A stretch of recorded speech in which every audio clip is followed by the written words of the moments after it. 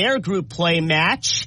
And the current medal count, Japan leading with 6 gold medals, 12 overall. The U.S. currently has the most medals at 15, 3 of them gold. It's time. You know what time it is? Time for Tuscaloosa's longest running sports show.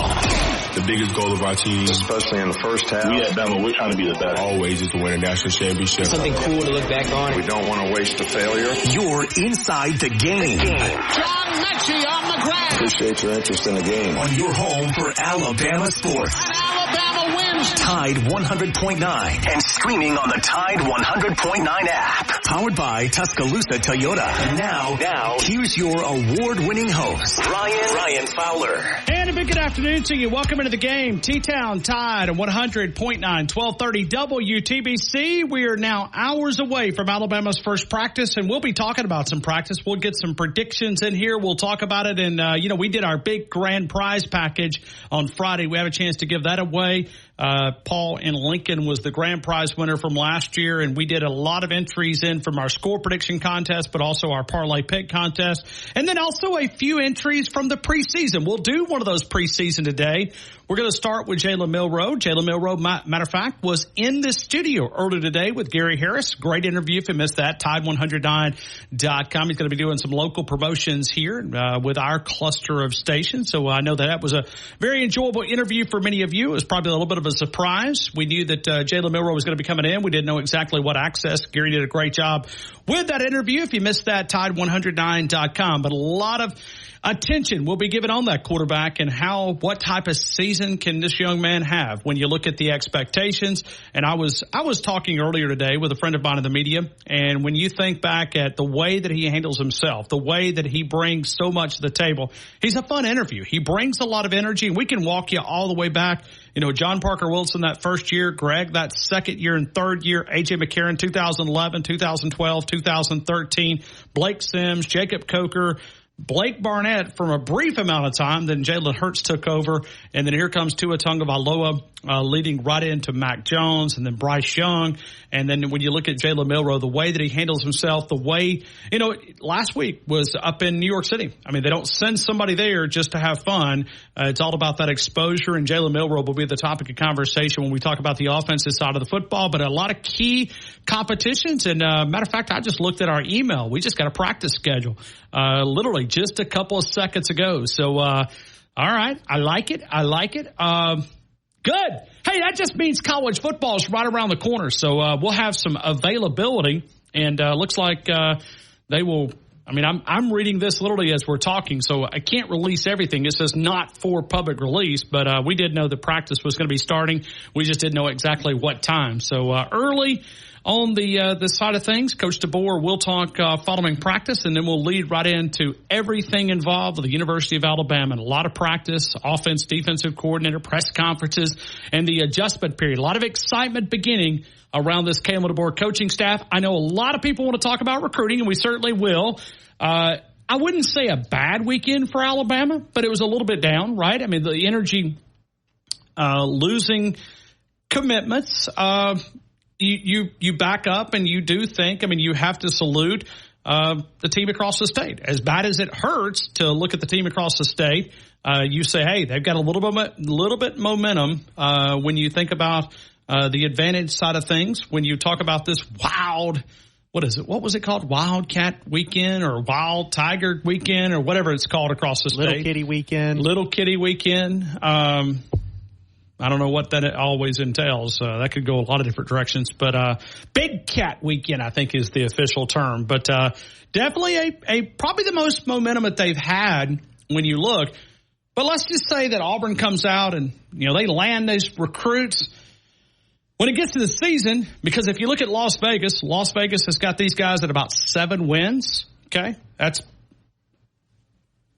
you look at it and you think over, under. A lot of people take the over. A lot of people just say, hey, they're going to continue this barely either. If you look at the last 4 seasons, 3 of them have been losing seasons, and the one winning season was like a barely a winning season. So when you look at the Auburn Tigers, will these recruits stay buckled in when you see that program and, could Hugh Freeze be coaching for his job in 2025? I don't think 2024 he could get in any trouble unless it really did hit the fence. But they needed some type of, momentum around that recruiting class, and they certainly got it this weekend. So we'll react to that. Drew DeArmond coming up in a couple of minutes.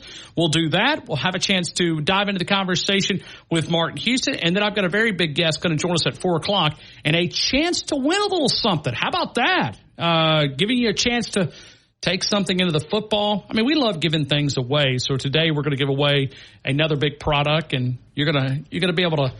So anything you see, it's going to be amplified. How about that? That's a little bit of a tease. You take them to a stadium. You look down. You can look down. It's magnified.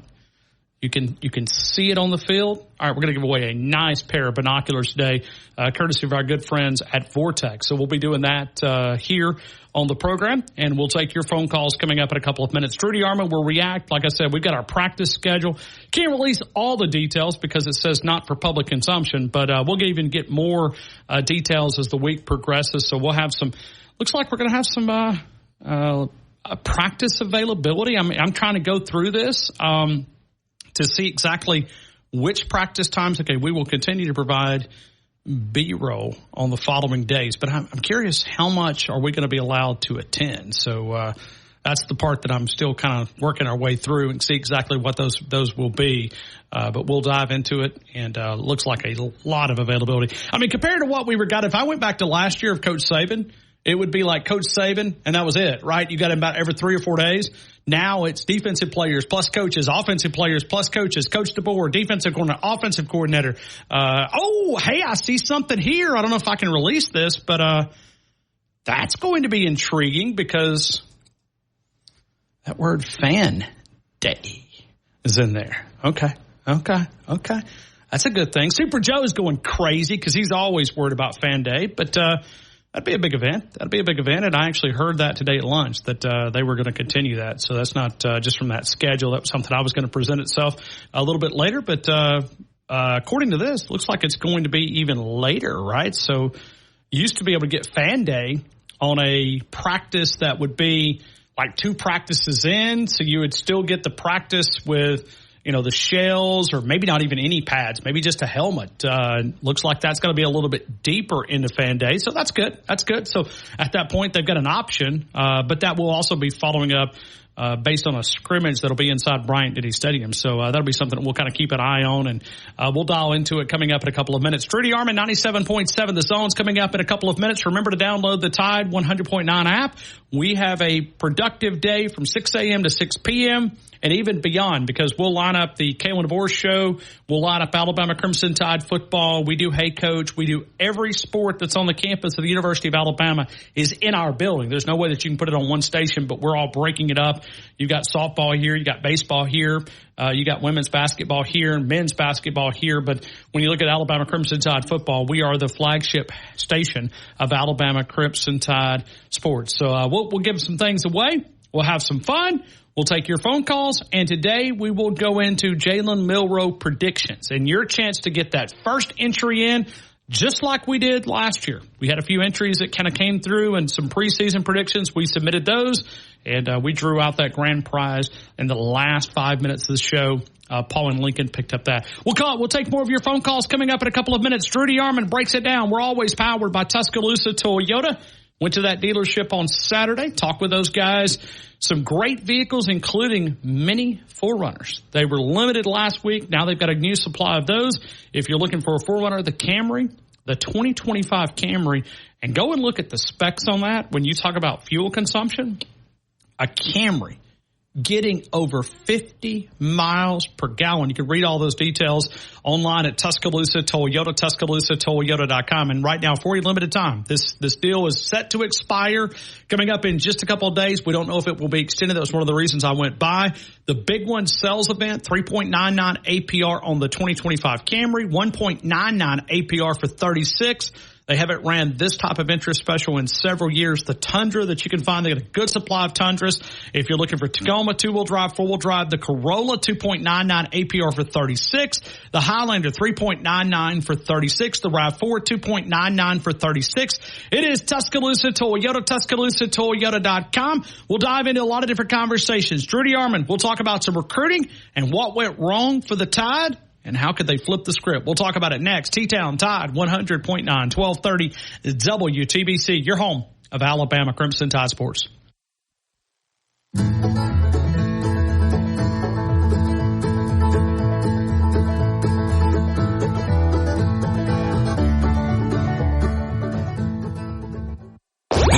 this hour's West Alabama real-time news update from the Tuscaloosa Thread Newsroom. A heat advisory is in effect for all of West Alabama except Walker County. Heat indices could spike as high as 107 degrees during the daytime hours today through 9 o'clock tomorrow night. Controversy continues over alleged racist comments made by the co-owner of the iconic Knicks and the Sticks on US 11 West in Tuscaloosa. A study by CNBC has ranked Alabama the most improved state for business in 2024. Alabama up 22 spots from number 42 last year.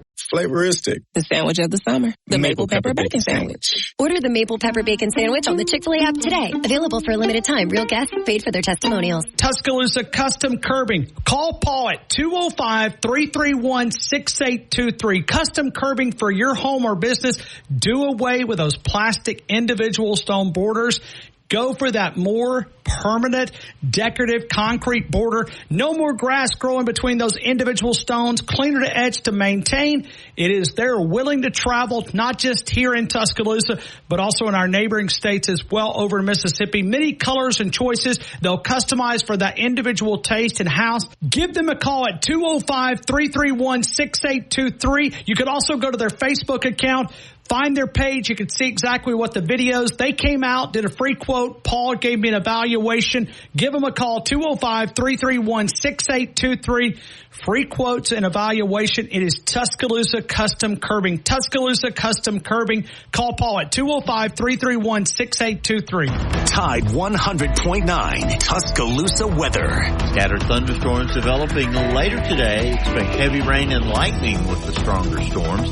91 the daytime high. Tonight, a few clouds. The overnight low near 76. And for your Tuesday, it's going to be hotter. Sunshine and clouds mixed. A stray shower or storm possible. The high near 93. I'm meteorologist Bill Murray on Tide 100.9.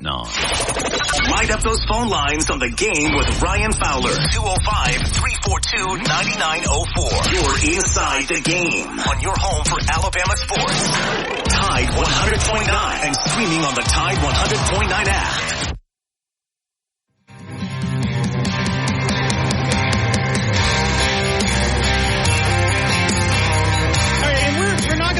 All in 1 week, but we will take your predictions on Jalen Milroe passing yards. This will be a chance for your first entry into the grand prize package for next year. We'll take some Jalen Milroe passing yards, 2,834 yards when you look back at last year, 2,834 yards. And then we're also going to give away this big Vortex binoculars that'll be a little lighter load because I've got an old pair of binoculars. Matter of fact, I'll be sitting beside Drew DeArmond and we'll all have our binoculars up in the press box and we'll be zooming in. When I was looking at this Vortex binoculars, I was looking at 22 ounces, okay? I can tell you, I don't know how much mine weighs, but it's a lot more than 22 ounces. So a little bit lighter load as you make your way into Saban Field at Bryant-Denny Stadium. I don't know. I'm going to have to get accustomed to saying that. That one's going to be a little bit of a trick. Saban Field at Bryant-Denny Stadium. Hopefully you had a great weekend. Like I said, we just got our practice schedule a couple of minutes ago, and I want to make sure that I'm not able to release anything that I'm not supposed to. But looks like we've got some more availability than we did in the spring, so that's you. You benefit from that. And I also noticed that today, when you look at the heat index, sitting at about 104. That's just for us. That's for us. It's actually 92 degrees and 105 on the heat index. Where did the 80s go? Where did the overcast days? Because you look at Wednesday, it's going to be the hottest day we've probably had in 3 weeks. 96 degrees, 95 on Thursday. Come on, Ryan, quit complaining, you belly-aching Alabama football fan. All right, let's go to Drew DeArmond, 97.7 The Zone. Talking Boss, 7 until 9, up in the only sports station in the Rocket City. Drew DeArmond, how are you, my friend? Welcome into the game in Tuscaloosa. I'm doing good, Ryan. How are you? I don't know, man. It's just something about getting a practice schedule delivered to your inbox just kind of gets you excited. I mean, it's like that email that you know you can almost smell college football from here. Yeah, it is. It's exciting. And I could use a new pair of binoculars. Just throwing that out there. Okay. I mean, what do you want to predict Jalen Milroe's passing yards? I mean, is that? I mean, I could. I mean, if I didn't know if other media members were eligible. No, they're not. They're not. I mean, that would be. That's why I wouldn't do that. Yeah. So, well, and I mean, Drew, you can always borrow mine, but mine's a little bit heavier than these Vortex, the lighter ones that they just got released. 22 ounces. I'll take that. Yeah, I probably just need to. It probably needs to be on the Christmas list, for coming up. That'll probably be for Kalen DeBoer's second year after he beats Auburn for a fourth straight time. That'd be fifth straight time. We're fearing the thumb. Well, I mean, I'm just saying. I mean, I guess we are. I guess I misconstrued that because I guess it's easy to forget sometimes, even though recruiting victories, are played up. Can you trade those out? Can you trade those out for victories? I mean, can you do that? I mean, is that possible? Can you trade out recruiting victories, trade in 4 recruiting victories for a win? Well, I guess it's been so long since Auburn had a winning season. Sometimes you do that when Doug Barfield's being mentioned. Okay. All right. So the topic of the discussion, when you look at it around this recruiting weekend, Drew, you follow recruiting as close as anybody. Give me your reaction. Was it as good as the Auburn fans want you to believe, and was it as bad as maybe just? And I want to say there wasn't anything that happened as far as an Alabama campus. Yeah, there was things that happened, but when you compare it across the state, a little bit disappointing. Well, I mean, certainly Hugh Freeze is recruiting very well. I mean, I don't try to hide things, sugarcoat things. Now, he's not recruiting as well as Alabama is. Now, that's another thing. I mean, now, right now, yes, they have done a great job of recruiting in state. I think Alabama has focused a lot of their recruiting on the best players in the country, and some of those have been in-state targets, but a lot of those have been out of state because Alabama recruits nationally. Auburn has always recruited well regionally, and that's been within the state, Georgia, Florida. They've always had nice pipelines when they're going well, no doubt about that. And that's usually, and they'll dip into Mississippi. They dipped into Mississippi last year and got some quality players. And certainly Auburn had a top 10 class. Alabama, they do what they always have done under Nick Saban. They've recruited at the very highest level. They brought in, the recruiting consistency under Coach Saban was really kind of staggering, to be honest with you. When you talk about having double-digit number 1 classes in 17 years coaching, and then really no worse than his worst class was probably his first, which I think was consensus around top 10. And then after that, I don't think it ever got past number 5. And then the majority of them were one or 2. So he recruited at the very highest level. Auburn, there are people that I trust that cover Auburn that told me once Hugh Freeze got there, it was the worst Auburn's, roster had been, worst shape that it had been in over 20 years. They've quickly rectified that, and Hugh was a really good recruiter at Ole Miss. And everybody knows why, because he was NIL and before NIL, but hey, now it's legal. And so there's nothing anybody can, you can't say anything about it. Everybody's doing it. And so Auburn is they made a strategic decision to concentrate on in-state recruiting. It's certainly worked for them. Alabama has continued to recruit nationally and cherry pick in-state. And I think that's still what they're going to continue to do. There will be certain years where Alabama might take 6 or 7 in-state kids, but most of the time I think it's going to be 5 or less. And honestly, that was, I think the strategy going into this year's class, because the in-state class is really good, but I wouldn't call it elite.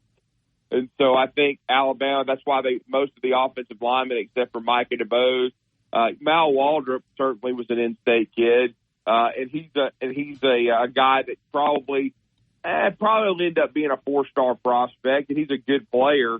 But the rest of them, Micah DeBose was an elite player, and then the other 3 are out-of-state elite players that are really 5-star caliber guys. And so Alabama was able to recruit all those guys at a very high level. They were able, I think they're going to get a big-time running back in the near future, A.K. Deere from Quitman, Mississippi, who's nearly a 5-star level prospect. They've got, 2, and they would give them the top 2 prospects in Mississippi because of Caleb Cunningham. But you have to also hold on to them. And I think that's one thing. Alabama has lost a couple of flips. They lost Derek Smith, who's a really good player, who is one of the handful that they wanted in state from Selma, Alabama. He's a really fine athlete.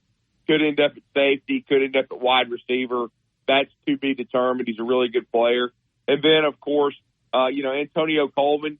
Linemen are tough to find, especially quality DLs. His father played at Auburn. It's been a crazy recruitment because he committed to Alabama first, then flipped to Auburn, then flipped back to Alabama, and now he's flipped back to Auburn. Probably to stay, but the thing is, Alabama, I think what they probably need, honestly, in this recruiting class is probably 4 good defensive linemen. They have 2 right now because one of them is a reclassify who was here this weekend for the Champions Cookout, Steve Buamua, who is from Quebec, Canada, basically, but is a guy that's really got a lot of potential. He's going to be at Southwest Mississippi JUCO for a year, and then he's going to be at Alabama, hopefully this coming January. He was here with his family this weekend. Certainly, he's a fine player. Then they got London Simmons, who isn't as highly rated as some in the class, but I think he's a guy that's really improving. He's dropped a lot of weight. He was dominant at Alabama's camp, but they need a couple more defensive linemen. Now, we don't really know who those guys are going to be right now.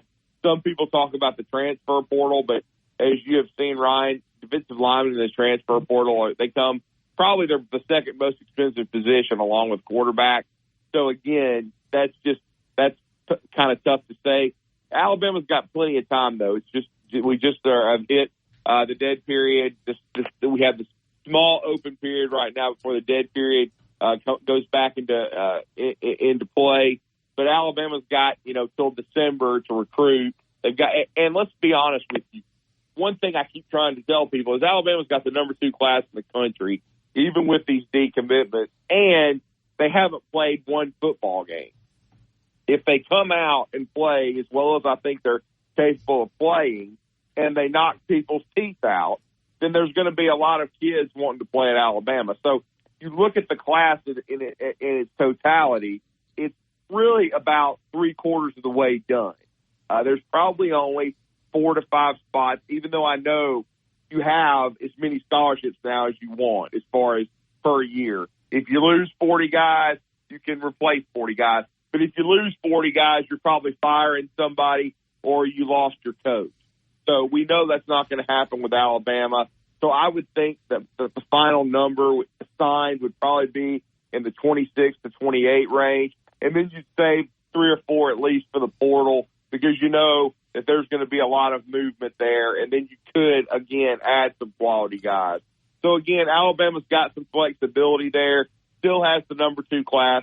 Everybody is going to lose players. Auburn lost some, a few months ago. A couple of months ago, they had a few guys decommit and go elsewhere. So, again, they got a lot of momentum right now. They did one hell of a job this weekend at Big Cat Weekend. Alabama just needs to continue to maintain to try to keep their guys and then, finish the class off with some strong pieces. And I think the way to attract said pieces is to go out and win football games and be one of the best teams in the country and go to the college football playoff and try to win, an unprecedented 19th national championship to continue to bury Notre Dame and the rest of the wannabes. And I'm not trying to counter what Auburn's been able to do because, as you said, it was a great weekend. But when you look at 23 combined wins in the last 4 years with 3 losing seasons, they needed some momentum around that program. I mean, they needed it more than Alabama needed it.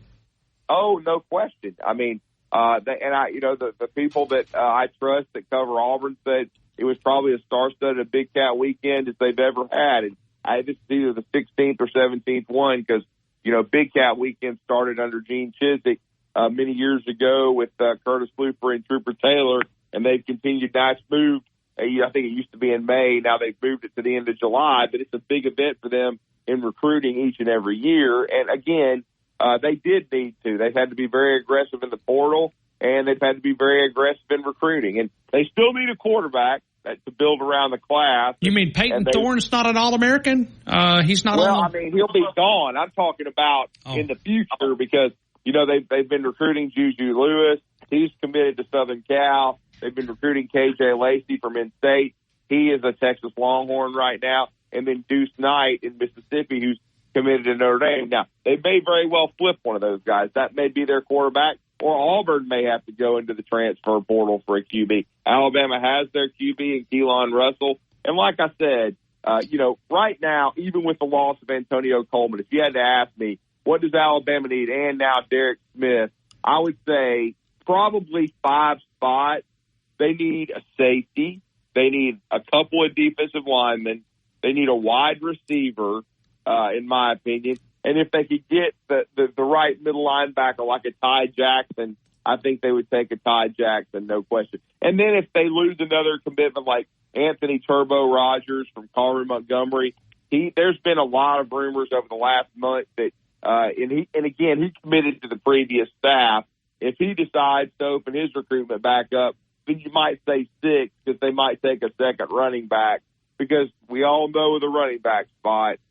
Injuries and the transfer portal can affect that greatly. So, again, I would say at the most probably a half a dozen spots. And so, and they would have plenty of time to fill those because, like I said, they haven't even played one game. And if they come out and play good football, they've already made a great impression on these prospects as a coaching staff without winning any games. We all know how winning can create momentum and losing can take it away. So Alabama, if they go out and win football games, they're going to be fine.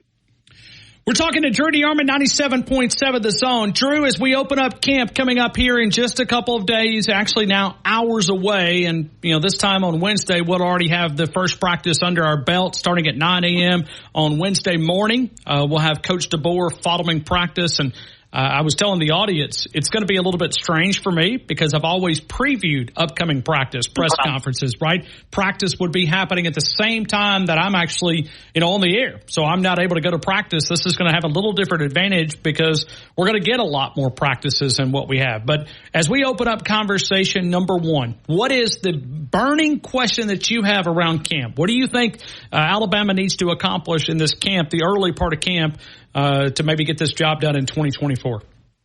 Well, they've got to identify who the right tackle is going to be. Do you think that's number 1 conversation?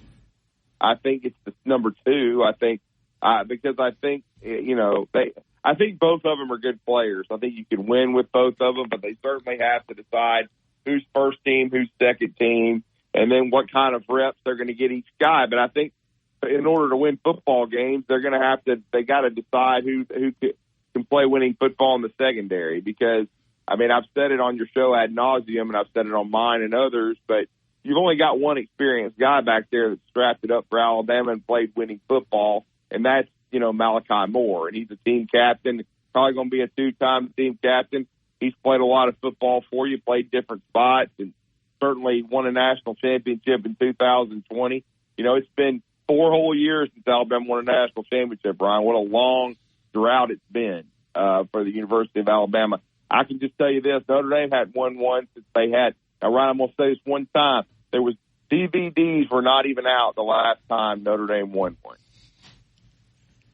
How long has it been, Drew? That's 1988, brother.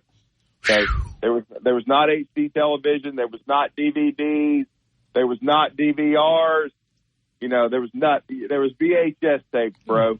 And so that's the last time that Lou Holt and the Irish won a national championship. Since that time, Alabama has rewritten the record books, and Notre Dame is still a very tradition-rich program, but it's like comparing a Rolls-Royce to a Pinto. Can't really compare one to the other, okay? Because Alabama's been winning national championships since 1920, and Notre Dame's in their probably the longest drought in the history of their program, and I'm loving every second of it. So they haven't won anything. They used to lord it over Alabama because they had because that's the one team really Coach Bryant couldn't figure out, didn't have a lot of luck against, lost so many close games. But that's one of the things that Nick Saban rectified was dropping anvils on Notre Dame's head when he had a chance to play against them. Well, I think about when Nick Saban arrived, it was the conversation of Alabama-Notre Dame. Alabama-Notre Dame. At that point, Notre Dame, I believe, were they tied or they were close to it? And then Alabama kind of stretched the lead out when you talk about total national titles. What have they won? 12 overall? Have they won 12? Is that right? I think. But, I mean, you got to go back way back when. In the 40s and the 50s, they were pretty dominant. Oklahoma was more dominant in the 50s, but Notre Dame certainly in the 40s. But, when you look at it, I mean, think about where we were at just a few years ago, and now Alabama has separated himself from the top of college football, the epicenter right here. Drew, let's go to the defensive back side of things. Give me a couple things that you're watching over there.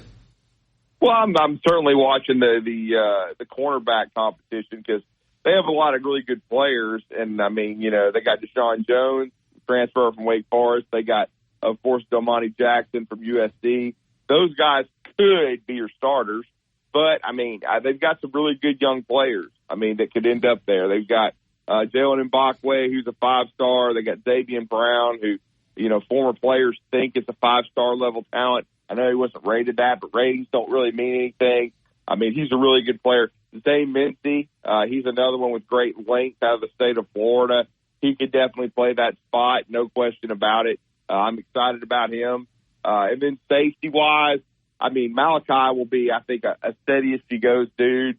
How good is Keon Sabb? How good can he he made a lot of plays at Michigan. How quickly is he going to fit in at Alabama? And one guy that I forget about, and he's had just horrendous injury luck. He had horrendous injury luck last year when it looked like he was going to, play a bigger role. He's really taken his time, and who decided to stay under this coaching staff is Devontae Smith, from Cincinnati, Ohio. He's got a chance to finally earn a spot. What is his role going to be? Then they've got another talented freshman like Red Morgan, who I know he was some consider a high 3-star, 4-star level guy, but people that I talked to and see him in the spring, he looked like a 5-star level talent to me. He comes from a great high school program, Phoenix City, under Patrick Nix, did a great job. They won a state championship. So I'd like to see how quickly he acclimates himself. But all these guys are young and inexperienced. And so, but how quickly can they get coached up by Mo Lindquist? I know you were on our show this morning. You were lauding Mo Lindquist and what you know about high energy, man. It's fun to watch him coach, just like Jamarcus Shepard, dude. It is high energy. I mean, listen, Drew, I'm not sure I could give you 10 push-ups altogether. I might give you one at a time. I believe those guys could get me to give 5. Okay, I'm just telling you, it's like it is fun to go to practice because of the high energy out there. And I never thought I'd enjoy the music. But it's actually been something that, like I said, it's kind of high energy. It's fun to go to practice. Well, I mean, I haven't been fortunate enough. I live in Huntsville, so when you guys logistically, it's a little bit of a challenge, Drew. It's a little bit. Yeah, that's a little bit of a challenge. Well, I mean, get West Neighbors to crank up that 97.7, the Jet. I mean, we got a beautiful airport. I'll pick you up over here. Well, I mean, I understand, but it's a little bit tough to make it. But I certainly was watching all the highlights and everything, and I could hear the music. It was definitely different. I mean, because I did have a chance to go to a handful of them under Nick Saban when I've come into town and gone to viewing periods and stuff, and a lot of yelling, a lot of screaming. I've been to some practices, but it was definitely different. But I've said this a million times. There's more than one way to skin a cat, and certainly Kalen DeBoer is a player's guy. He believes in the guys. He gives them, choices and lets them kind of tell them what they, allows them. They tell him, what they want, and so he's allowed that change a little bit. And I think it's a good change. I think it's going to help a lot of people. But I wanted to also mention another couple of young guys in the secondary because we've discussed it before. But a couple of dudes that we haven't really talked about, and I even started hearing about this dude maybe being a punt return or kick return guy is King Mack from Penn State. He's another one that came via the transfer portal. He's actually from St. Thomas Aquinas, which is a school that's been very, very good to the University of Alabama, with Jordan Battle, Dallas Turner, and people of that nature. And then Cameron Howard, another guy that was from Charlotte that played for Biff Poggi. Cameron Howard, of course, I think he is also from St. Francis Academy, and that's of course where Chris Braswell is from. Alabama's had good luck with that school and getting good players, and that's another couple of guys that can compete at the safety spot, along with Dre Kirkpatrick Jr., who, he's not nearly as big as his father, but he has tremendous ball skills like his dad. And I still think, down the stretch and in the future, I think he'll probably be a special teams guy this year, but don't overlook him in the future to be a player. And then Bray Hubbard as well. Bray Hubbard is, a guy a great athlete from Ocean Springs, Mississippi. That I thought he redshirted last year, but sometimes you don't really know how many special team snaps a guy gets. I think on the roster he's listed as a sophomore.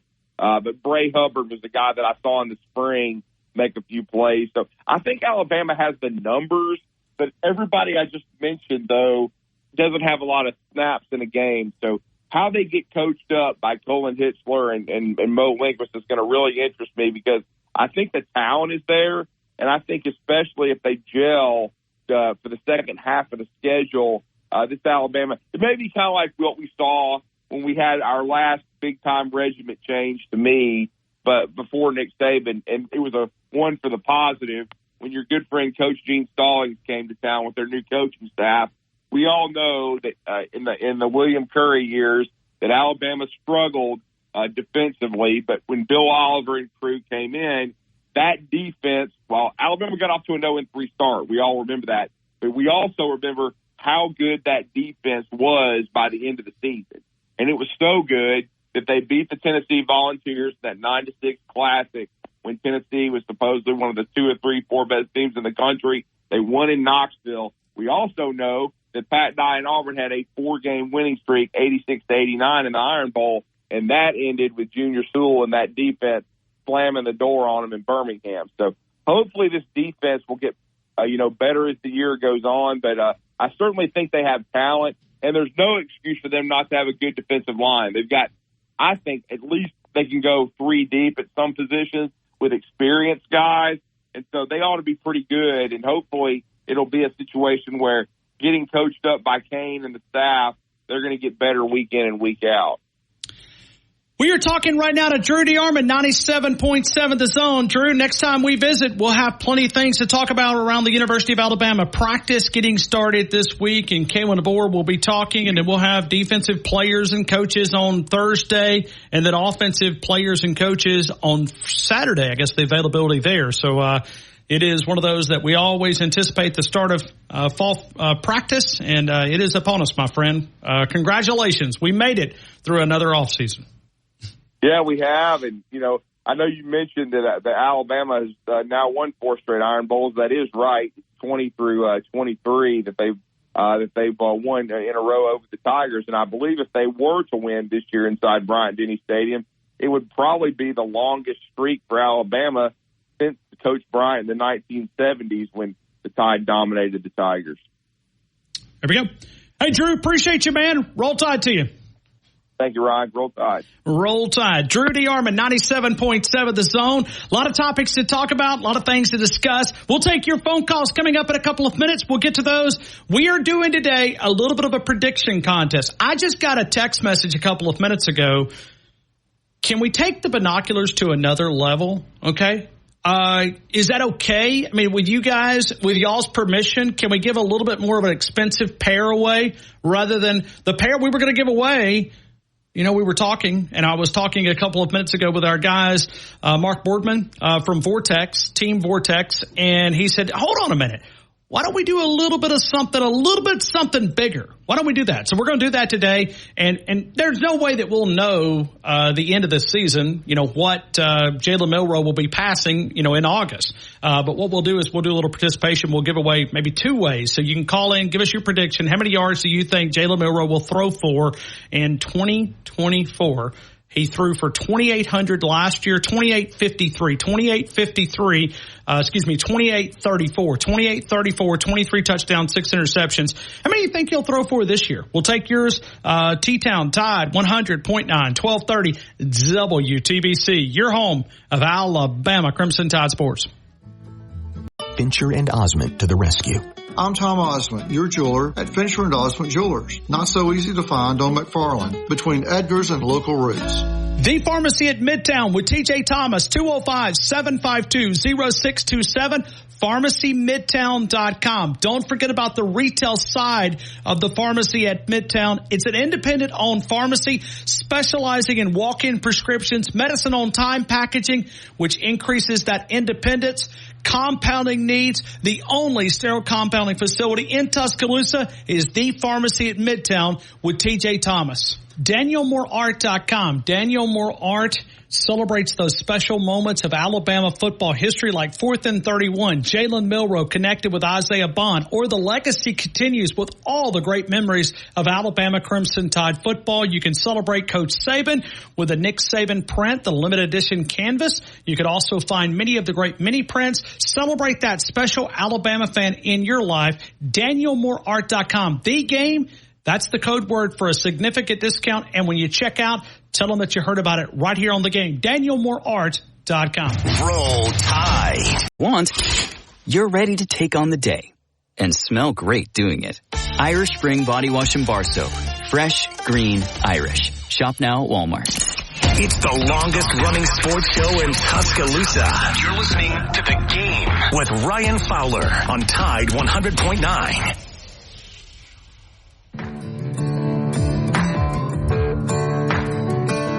I ain't rich, but I damn sure wanna be. Working like a dog all day ain't working for me. I wish I had a rich uncle that'd kick the bucket and I was sitting. Welcome you right back into the game here in Tuscaloosa. Tide at 100.9, 1230 WTBC, your home of Alabama Crimson Tide Sports. The topic of conversation when you look at around the University of Alabama, practice beginning on the campus, and we are the flagship home of Alabama Crimson Tide football. We talk a lot of Alabama football. We are now 2 days away from Alabama's first fall practice, and we are now 33 days away. We're one LaRon McClain away from Alabama Crimson Tide football. LaRon McClain played at County High, and a guy that we always pulled for, whether it was in the National Football League or having a chance to look at everything involved. 33, been good at the University of Alabama. I remember him and Tim Castile. 250 is what we called LaRon McClain, and he was probably 255. But that was 500 pounds of running backs when you look at Tim Castile and that jumbo package that we ran many years ago. We're taking a little predictions today. We will take yours today, and we'll give away a super nice pair of binoculars. And you say, hold on a minute, I'm not a deer hunter. Well, that's what we know. We know that everybody's not a deer hunter. That's why we're giving away binoculars. We're going to give away a pair of these binoculars, and just heard a couple of minutes ago that we're going to take it to the next level. We were going to give away a super, super nice pair, and we decided to reward the Alabama fans with a Diamondback HD 832. Diamondback HD 832. The MSRP is $279.99. $279.99. A great lighter weight. Even I was looking at 22 ounces a couple of minutes ago, so 15.9 ounces, which is very important for all of you guys going into the game. So we're going to give away those, and simply all you have to do today is call in and give me your prediction on Jalen Milroe passing yards. Passing yards only. We'll get into rushing yards at a later date, and you have a chance to pick Jalen Milroe, but we're talking about passing yards, 28-34. When you look back at that conversation, where will he be now? Where will he be in 2024? When you look at this Kalen DeBoer offense, how explosive will he be? Let's go to our Friday winner. It was a grand prize package, and what we do for those that are brand new to our program, we do a score prediction contest. We also do a parlay pick contest, and we give away a variety of bigger prizes throughout the season, right? For the Iron Bowl or for Alabama and LSU or Alabama, Georgia, I'm sure will be one September the 28th as we go to Madison, Wisconsin. We always try to amp up the package weekly, and we have a ton of things that we give away weekly. But then also at the end of the year, we give away a RecTech grill. Appreciate those guys. An ICER cooler from RecTech. Appreciate those guys for helping us out. We give away a Rocky head-to-toe package, rockyboots.com, head to toe. So that includes the boots, the pants, the jacket, the shirt, the toboggan, or the hat. And we put all of that in a package. We also weigh a lot of our local prize packages as well. We give away a Mark Smart gift package. We give away a Big Mike's gift card. We also give away, some other packages, little items in there. We just say thank you, Moultrie, Dan Moultrie Products. Give it away a nice digital camera as well for all of you folks out there, and you can use it a lot of different ways. So we're doing that today. We're doing in your first entry in for the 2024 season, and we'll take those predictions here. But the way that you win the binoculars is very simple, just calling and participating. But then at the end of the season, we'll have our first entry into the grand prize package, just like we did on Friday when we drew out this next guy. Paul in Lincoln was the grand prize winner for 2023. Well, actually 2024 as well, because it went all the way through the Super Bowl. Paul, I hope all is well. Welcome into the game in Tuscaloosa. Ryan, I'm a lot better after Friday. I just want to say thank you. Not just to you, but to all the callers, the participants. I wear this banner proudly, Ryan. I really mean that. As you should. I mean, you're a guy that criticizes Auburn, and we need you on those front lines over in the northern, eastern part of the state. East Alabama. Ryan, have I told you lately how much I keep staying Auburn? No. I was hoping that maybe you could inform us on your hatred for Auburn. And well, it's real. It's legit. And listen, I know they're taking a victory lap, and Ryan, they're back. They are absolutely, positively back. Retrospect of their, their 3 straight losing seasons. Retrospect of their 77 wins and 53 losses over the last 10 seasons. Retrospect of their 5-5 record against Mississippi State, their last 10 games against Mississippi State. Retrospect of their last 9 bowl games, their 2 wins and 7 losses. Retrospect of a lot of stuff, Ryan. I can't stand them. I don't even like them to have any momentum whatsoever. This is not. I'm not handling this positivity from over in it's been a West long time Georgia. Since they've had any. It has. I mean, this is a team that has had 3 consecutive losing seasons. Alabama is going to absolutely mudhole them this November in the Iron Bowl in Tuscaloosa. I've already had one of those first takes earlier in the summer. I said Bama by at least 40. I'm going to stick with that. I think Kalen DeBoer is going to absolutely roll Hugh Hefner, Hunter Harsin, slap down University Boulevard. I can't stand that bunch, and I'm not taking this. Like I said, I'm not taking this momentum they have rather well. So, okay, did the Auburn neighbors, did the Auburn employees that you work with, your fellow colleagues? I mean, are they rubbing it in a little bit? Well, they had a little. They had more smiles on their faces today than normal. Okay. I'll put it that way. Okay. But all you have to remind them is they fear the thumb. Well, that's it. I just show them a thumb. And can you count to 5? That's what I ask them. Can you count to 5? And I let them know what the thumb represents. It represents a complete ass kicking coming this November, and I won't accept anything less than a 40-point beatdown, Ryan. I'm tired of when we go to Lee County. I'm sick and tired of winning by a miracle. Now, let me rephrase that. No, I'm really not, because I love beating them anytime in Lee County, but can we just go in there and beat them like we own them, like we're supposed to? I mean, these last 2 years down there, Ryan, these last 2 trips down there, these games shouldn't have been that close. I mean, you're talking about a team last November that just had gotten beat by 3 touchdowns to New Mexico State, and they take us right to the end.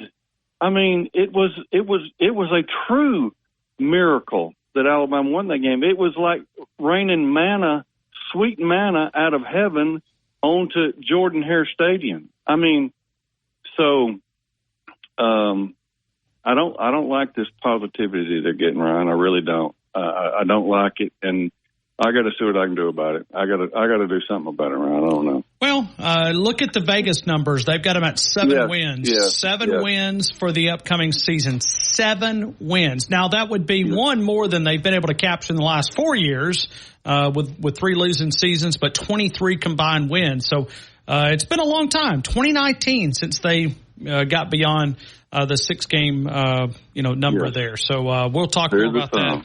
All right. So Paul, we love giving stuff away, and you're evident of that. We're kind of rolling out with a little predictions here around Jalen Milroe. 28-34 last year. What does he do in 2024? 38-34. 38. So you think Kalen DeBoer is worth at least 1,000 yards? 1,000 yards to the yard, to the inch. I'll take it. 38-34 means that these wide receivers have showed up and showed out, which is something Alabama needs to really improve upon in that area.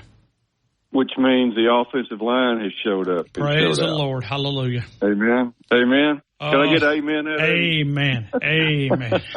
That offensive line. I mean, I will have I can't even think of the word I want to use, but I will literally have stress of thinking about 49 sacks. 49 sacks in a season and ranked 128th in the country in protecting the quarterback.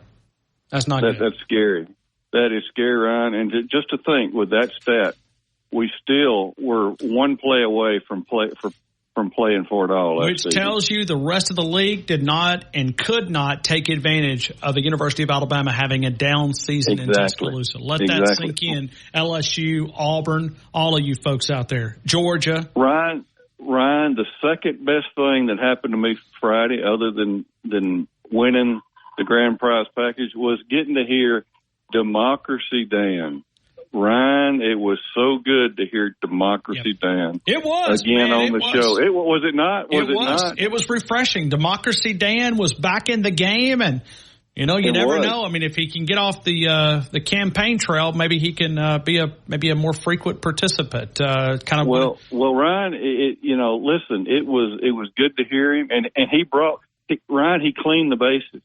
He did. He cleaned the bases. Everything Democracy Dan said, I was giving a high five. I was amening. I mean, it was like revival had broken out. I mean, Democracy Dan brought all of it Friday. I'm telling you, he did. And it was really, really good to hear Danny G from Foley, Doomsday Danny, Danny from Gardendale. But I like Democracy Dan. I really like Democracy Dan. Me too. Hey, Paul, you're going to enjoy the Rectech Grill. It's awesome. It's going to make you look like a professional. You're going to be, all your Auburn neighbors are going to be coming over for barbecue and, all those different things that you'll be cooking on the Rectech Grill, and you'll be smiling with all that Rocky head-to-toe package. Then you can take their photo with a camera. Made possible by Dan Moultrie and Moultrie Products. So, hey, Paul, congratulations to you once again. I appreciate you. I got your number down, 38-34. Hope you have a great rest of your afternoon. Roll Tide and roll MAGA. Paul in Lincoln, Alabama. We'll continue with more phone calls. We do have one line available. If you want to jump in, we're doing Jalen Milroe total passing yards as we open up, closing down July and getting ready for August. Practice beginning on the campus of the University of Alabama. We're going to have coverage right here on the flagship home of Alabama Crimson Tide football. We'll take your calls coming up next. T-Town Tide 100.9, 1230 WTBC, your home of Alabama Crimson Tide sports.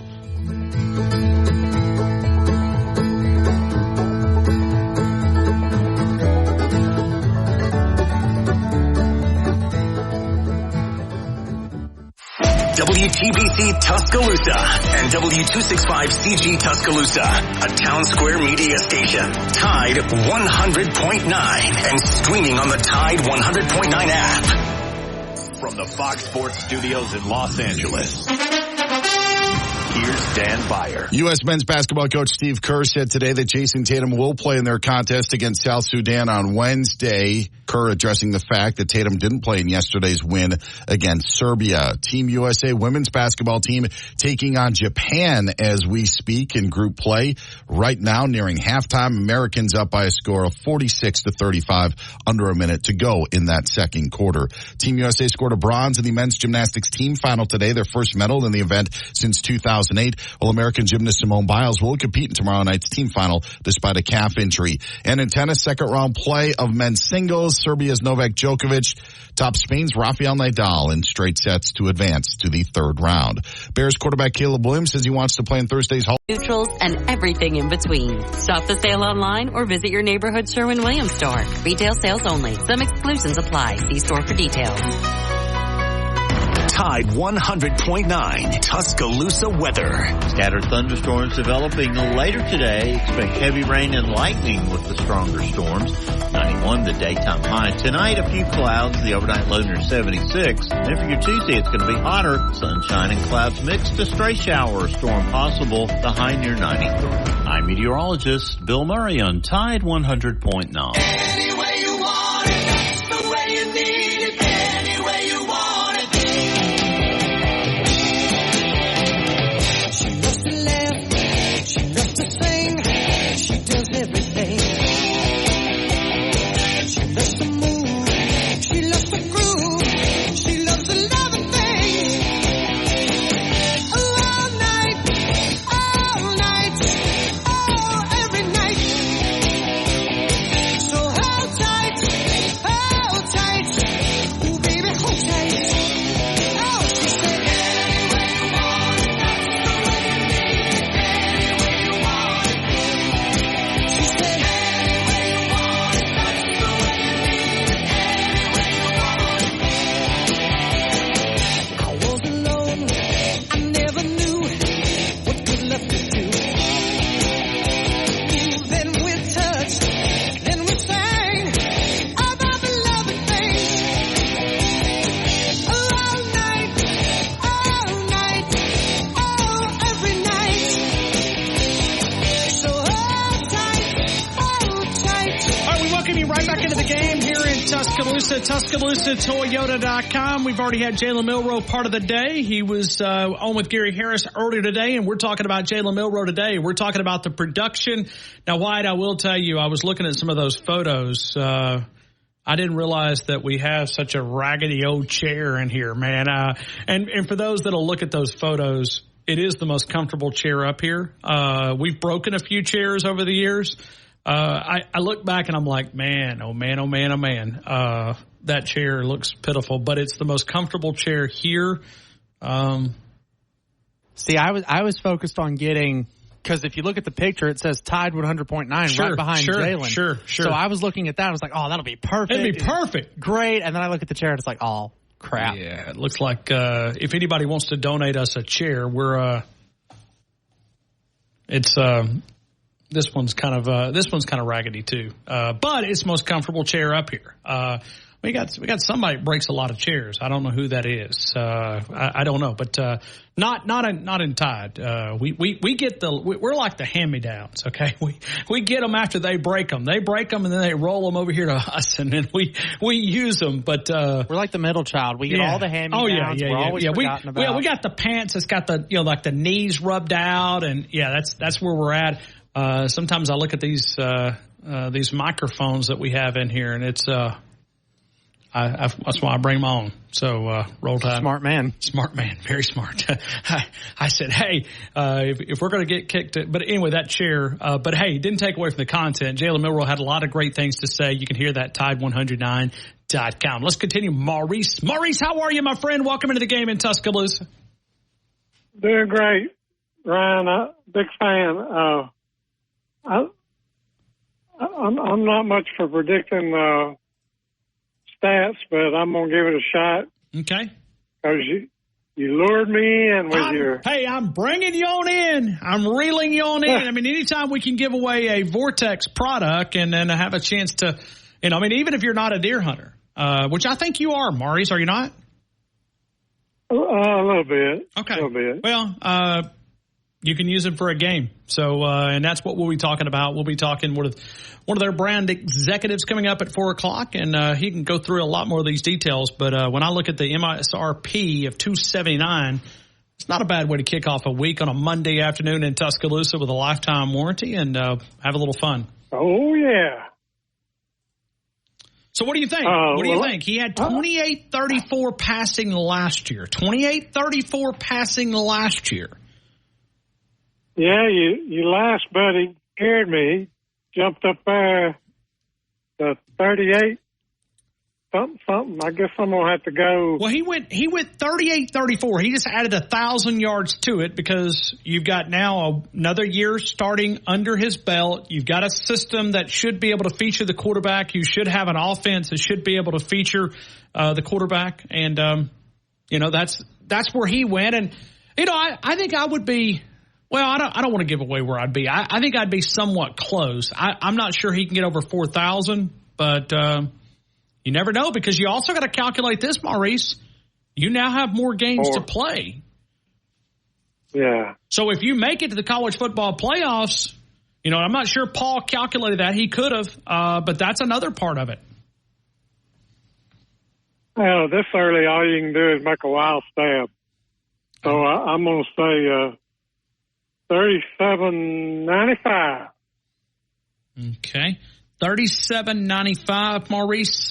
Maurice, be listening in the last couple of minutes of the show, and we'll be giving away the prize as far as the package, and we'll give away those coming up in the last couple of minutes. So even though you're entered in for the passing yards contest, we're also going to give away the binoculars at the end of the show, so you won't have to wait to see if you confirm. But 37.95, I've got that right, Maurice? Yes, sir. All right. You excited for Alabama football? I'm ready. Roll Tide. Roll Tide. I am as well. Maurice helping us out there. Let's continue with more phone calls. We go from Maurice to Josh in Georgia. Josh, good afternoon. You're in the game. I hope all is well. Everything is great. I'm on my way home from work. Got the game on. Well, I'm live on the game right now, and it's always good to be in the game. Hey, Bubba in Northport contacted me through social media over the weekend, so I've been talking with him just a little bit. So. Okay. All right. Are you chairman? Is Bubba put you as chairman of the committee that organizes this food thing that we're doing? Is that what Bubba? Because Bubba, if you mention food to Bubba, Bubba's like a hungry wolf that hadn't had anything. Okay, he is. You mention food, and you've got Bubba in Northport locked in. Right. Hey, if anybody mentions food to me, I'm like, when and where? You tell me the time and restaurant, and I'll meet you. But I love food too. But no, he didn't say nothing about me in a committee. Something about food. But wow, we got something going on. Or are you organizing some kind of callers kickoff? Yeah, we've got a marshmallow roast that we're going to do before football season. Oh yeah. Very cool. But you like s'mores? I do. I'm just kidding. I made all that up because it sounds good. But no, we are going to look at something that we can do a get together. We did a restaurant in the past where we went out and we had steaks and had a good little fellowship. But we won't maybe a little bit bigger event. Oh yeah. I was looking at it. Let me look real quick here because we do have a fan day this year. Because you want as many people as you can to be there. Because I've got to meet. Over the last 2 years, right at 2 years or so that I've been calling the show, I've got to meet about 10 people that's callers. So, and I've talked with two more. I talked with Robert Brookwood. I talked with Bubba. Like I said, he messaged me over the weekend on social media, and he said next time I'm in Tuscaloosa, give him a holler. So I said, will do. So, wonder if we could do something around, maybe fan day. I don't know. I need to ask my wife because.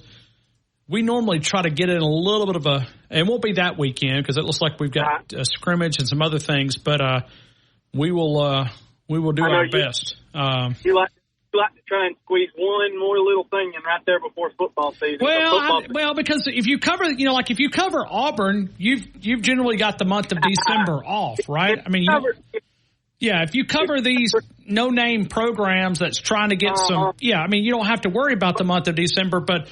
Josh, when you cover the University of Alabama, you need to have it ready for the upcoming, literally from August until January, I'm not complaining. I've got one of the best jobs in the country, covering the University of Alabama. But to be honest, I'm jealous of your job because you get to do something that all of us love every single day of your life, and you know that. You get to give us content on the University of Alabama Crimson Tide football team, and we appreciate it. So you help us stay connected. But I wouldn't be lying if I said I was not jealous of your job. So, because I am. Well, I have fun. I'm very blessed to be in this spot. I've loved every minute of it, and I'm ready to get this DeBoer era started coming up in 33 days. Brought to you by Alabama Credit Union. So we're ready. We're ready. Josh, let's talk about Jalen Milroe. When you look at 28-34 last year, where does he go this year in your opinion? And this is passing yards? This is passing yards only for the starting quarterback at the University of Alabama. And I know you said the last caller, Maurice, maybe Paul didn't factor in the playoff games. And he may have. He just didn't say it, but you're kind of talking your way through this, right? You're saying, okay, he had 28-34, Josh. Just in your head, look at 28-34. All right, what's Kalen DeBoer worth? What's more games worth? Yeah. And then you have to calculate, well, do you think Alabama's going to be one of those teams that gets a bye week? Are they going to get one of those teams that's going to be, given the first round bye week in the college football playoffs? And if you don't, you could really stretch out there and you could play even the first round, the quarterfinals, semifinals, and then the national championship game. Right. And I was talking to my buddy from work. I said, you know how many more games we're fixing to add to the college football season? And started kind of just running them off, and it's like, dude, you're getting close to an NFL season. You're getting up there like 15, 16, 17 games. But as far as passing yards, I will take a stab at it, and I will shoot at 4,200. Whoa, 4,200. Wow. Looking for these receivers, just Jeremy Bernard, Kendrick Law, Kobe Prentice. I'm looking for these receivers. That this could be one of the best group of receivers we've had. And I've got to watch some good receivers and good groups of receivers. I mean, you go back to that Ruggs, Judy, Waddle, and Smith group. That was a great group. Of course, Julio and Amari was kind of standalone, but they had other good receivers on those teams. But I'm looking for this group right here. Ryan Williams, even as a freshman, to have an impact. I am looking for this group to show up and show out. But if that happens, like Maurice said, that offensive line will have shown up, or maybe it was Paul. Somebody said that offensive line will have showed up and showed out if he gets that many yards passing. But I'm looking for big things out of this offense, Ryan. I just want you to know that. You probably figure that, but because you heard me talk about, Kendrick Law the other day. But I do look for big things out of this offense this year because it is Coach DeBoer. He's an offensive guy.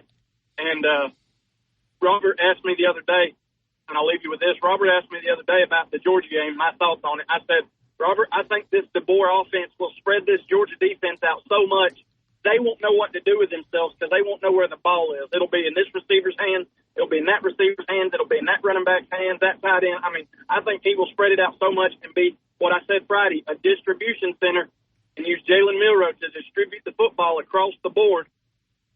Everybody will be hunting to see where it is. I look for big things out of this offense. So, yeah, I do as well. And I was going to look real quickly. I was going to go and see, as a college quarterback, Michael Penix. I'd like to go back and kind of study some of his numbers. I know one year he threw for 4,900. That's a big number. That I don't think that's fair for Jalen Milroe because I think there's a lot more elements to this offense. But I think the 4,000. He could crack 4,200. I don't think that's stretching too much. I think that's pretty solid. Very efficient quarterback, and they took a lot of shots. They took a ton of shots down the field. So that number was probably skewed a little bit. I'll go ahead and say this too. On the 29th of July, 2024, Jalen Milroe for Heisman. Let's make it happen. Well, I think you're going to see him in the Heisman conversation. And real quick, I've got Michael Penix's here. It was 49.03 last year and 46.41 the year prior at UW under Kalen DeBoer. So 46.41 and 49.03. Right, that's pretty good, but I want to keep it a little bit conservative here. But I'm going to go with because there's a lot of other elements to this offense. I mean, they've got, sure. as you said, a distribution center. I like the word you used. That's pretty solid. Well, I mean, you got the 3 running backs, and then if you use Jalen himself to run, if we get in that predicament to where we can run it in a short yardage situation, I mean, Jalen himself could run it. So, but I'll stick with that 42 on the passing just because I think it will be a distribution thing. So, just because I think that's how Coach DeBoer runs his offense. He don't give because, like I said Friday, you had 2 other guys drafted in the first round, and Jeremy Bernard decided to come with his coach and say, "Hey, I'm going to go play in Tuscaloosa."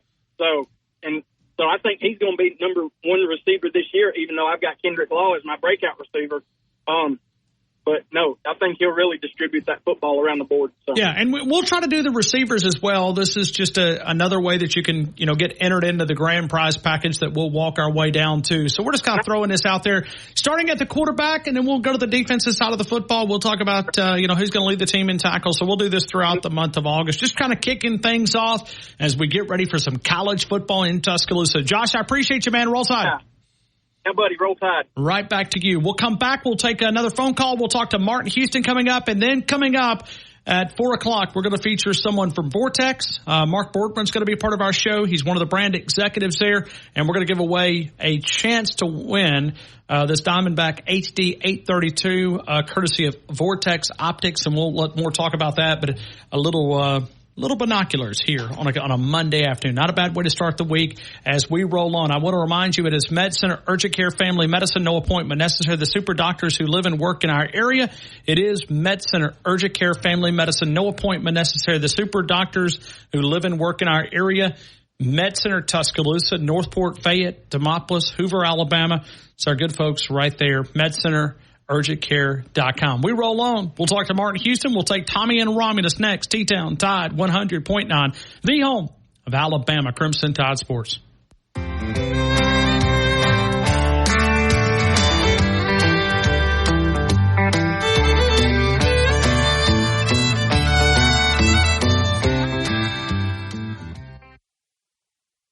West Alabama real-time news update from the Tuscaloosa Thread Newsroom. A heat advisory is in effect for all of West Alabama except Walker County. Heat indices could spike as high as 107 degrees during the daytime hours today through 9 o'clock tomorrow night. Controversy continues over alleged racist comments made by the co-owner of the iconic Knicks and the Sticks on US 11 West in Tuscaloosa. A study by CNBC has ranked Alabama the most improved state for business in 2024. Alabama up 22 spots from number 42 last year. Mississippi is ranked next to last. Get 24/7 local news coverage and sports updates when you download the free Tuscaloosa Thread app and sign up for twice daily email newsletters. Dos Amigos, Highway 69 in the new Publix Shopping Center. 11 a.m. opening, 10 p.m. Friday and Saturday closing at 9, Sunday through Thursday. Some great Mexican cuisine, the great fajitas, the great desserts, the great lunch specials. You'll find it at Dos Amigos in the Publix Shopping Center on Highway 69. Takeout orders always an option at 205-737-7344, 205-737-7344. Dos Amigos. The game is powered by Tuscaloosa Toyota, TuscaloosaToyota.com. David DeSantis, the largest selection of new Toyotas in over 3 years, can be found on Skyline Boulevard, 3325 Skyline Boulevard. Also a nice inventory of pre-owned inventory. You can find the new Tundra, the 2024, the Tacoma 2-wheel drive, 4-wheel drive. How about a new 4Runner, Highlander, RAV4, Camry, Corolla? For those outside of Tuscaloosa, saved money by driving to Tuscaloosa and buying here with a great tax rate. Customer service is a priority at Tuscaloosa Toyota, TuscaloosaToyota.com. For over 5 years in our community in downtown Northport under that Roll Tide Bridge, Mark's Mark, the home of the chicken swirl. You'll find that since 1978 in Selma, Alabama, for over 5 years in downtown Northport. If you want to dominate the grill today or any day, find Mark's Mark.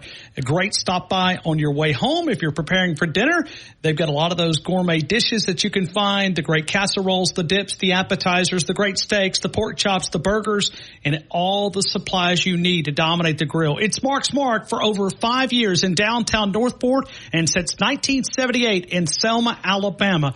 Mark's Mark, home of the Chicken Swirl. Alabama Credit Union with the official countdown to Alabama Crimson Tide football right here on the game, alabamacu.com. The mobile app saves a lot of time. The mobile deposits, checking, savings, mortgage, home equity loan, financing a vehicle, the great competitive rates. Alabama Credit Union with great branches all over West Alabama and throughout the state of Alabama. Alabama Credit Union, alabamacu.com. Rumsey Environmental, a one-stop shop serving West Alabama for all of your waste removal needs. If you're in the construction business, take a little bit of stress out of your life. The construction debris removal containers customized to fit your job site, the portable toilet service, the storage containers to protect your valuables. It's Rumsey Environmental for that complete waste removal service. When you have to know it's being done right, that's the time to call Rumsey Environmental, 205-248-0002, RumseyEnvironmental.com. Tide 100.9 Tuscaloosa weather. Scattered thunderstorms developing later today. Expect heavy rain and lightning with the stronger storms. 91 the daytime high. Tonight, a few clouds. The overnight low near 76. Then for your Tuesday, it's going to be hotter. Sunshine and clouds mixed. A stray shower or storm possible. The high near 93. I'm meteorologist Bill Murray on Tide 100.9. Where the season never ends. This is your home of Alabama sports. Tide 100.9 and streaming on the Tide 100.9 app.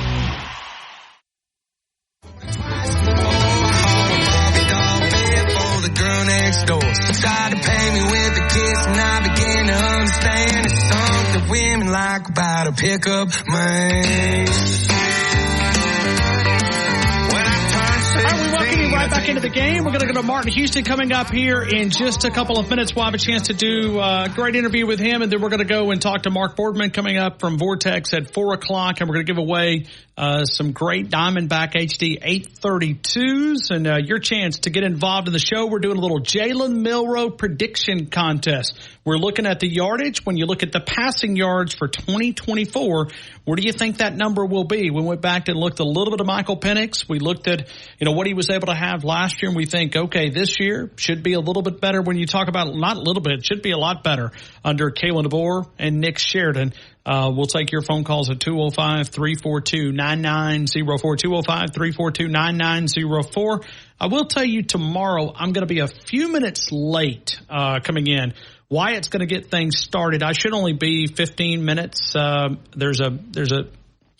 I'm not even at liberty to say it, but there is a meeting that I have been invited to that will conclude right at 2 p.m. So I will be rushing over from the campus over here, and we'll get ready to talk Alabama Crimson Tide's football. So you'll hear Wyatt get the show started tomorrow, and I'll be here probably right around 2:15. We'll have Mike Detillier and Senator Tommy Tuberville will be a part of our show tomorrow. So I got a big lineup for you. Kalen DeBoer talks on Wednesday, so we'll have plenty to talk about there. And then we got defensive players and coaches and a lot of things happening. A little acclimation period as Alabama football begins practice number 1 on Wednesday morning, and we'll have some availability. So we're switching from an afternoon practices team to a morning. Let's go to Tommy and Romulus. Tommy, good afternoon. You're in the game. I hope all is well. All is well. How are you, Ron? I'm good, man. I had a great weekend. I hope you did as well. I did. I watched a lot of stuff. But Thursday night preseason football start, so it's just telling you we're getting close to football. So we have the Hall of Fame game. Is that what this is? I think yes. Isn't the Bears somebody? And they made a cut. If you want to bet on this crappy game, I think Chicago like a 2.5-point favorite. I think it's the Hall of Fame. Yeah. Okay. They don't play the Hall of Fame and do the week at the same time. I think they play the game first out and have the inductee during the weekend or something. I don't know how they do it, but I heard August the 1st, and I'm happy. I didn't realize it was that close. Preseason football, but yeah, a lot of news going around the state of Alabama. 2 former Alabama gymnasts is in the Olympics. One made it for Columbia, the other one helped Canada get into the thing. So that's big news for the university. I watched two of the former newcoming softball players coming in. I'm in the elite 17, 18 All-American game, and Birmingham Thunderbolt won the 17, 18-year-old World Series. So hold on a minute. You were watching 17 and under softball over the weekend, Tommy? 17, 18, yeah. Mm. It was on TV. I turned it, and there it was. It was the Birmingham Thunderbolt, and they brought the World National Championship back to Alabama. Tommy, we're going to have to get you some internet. Yes.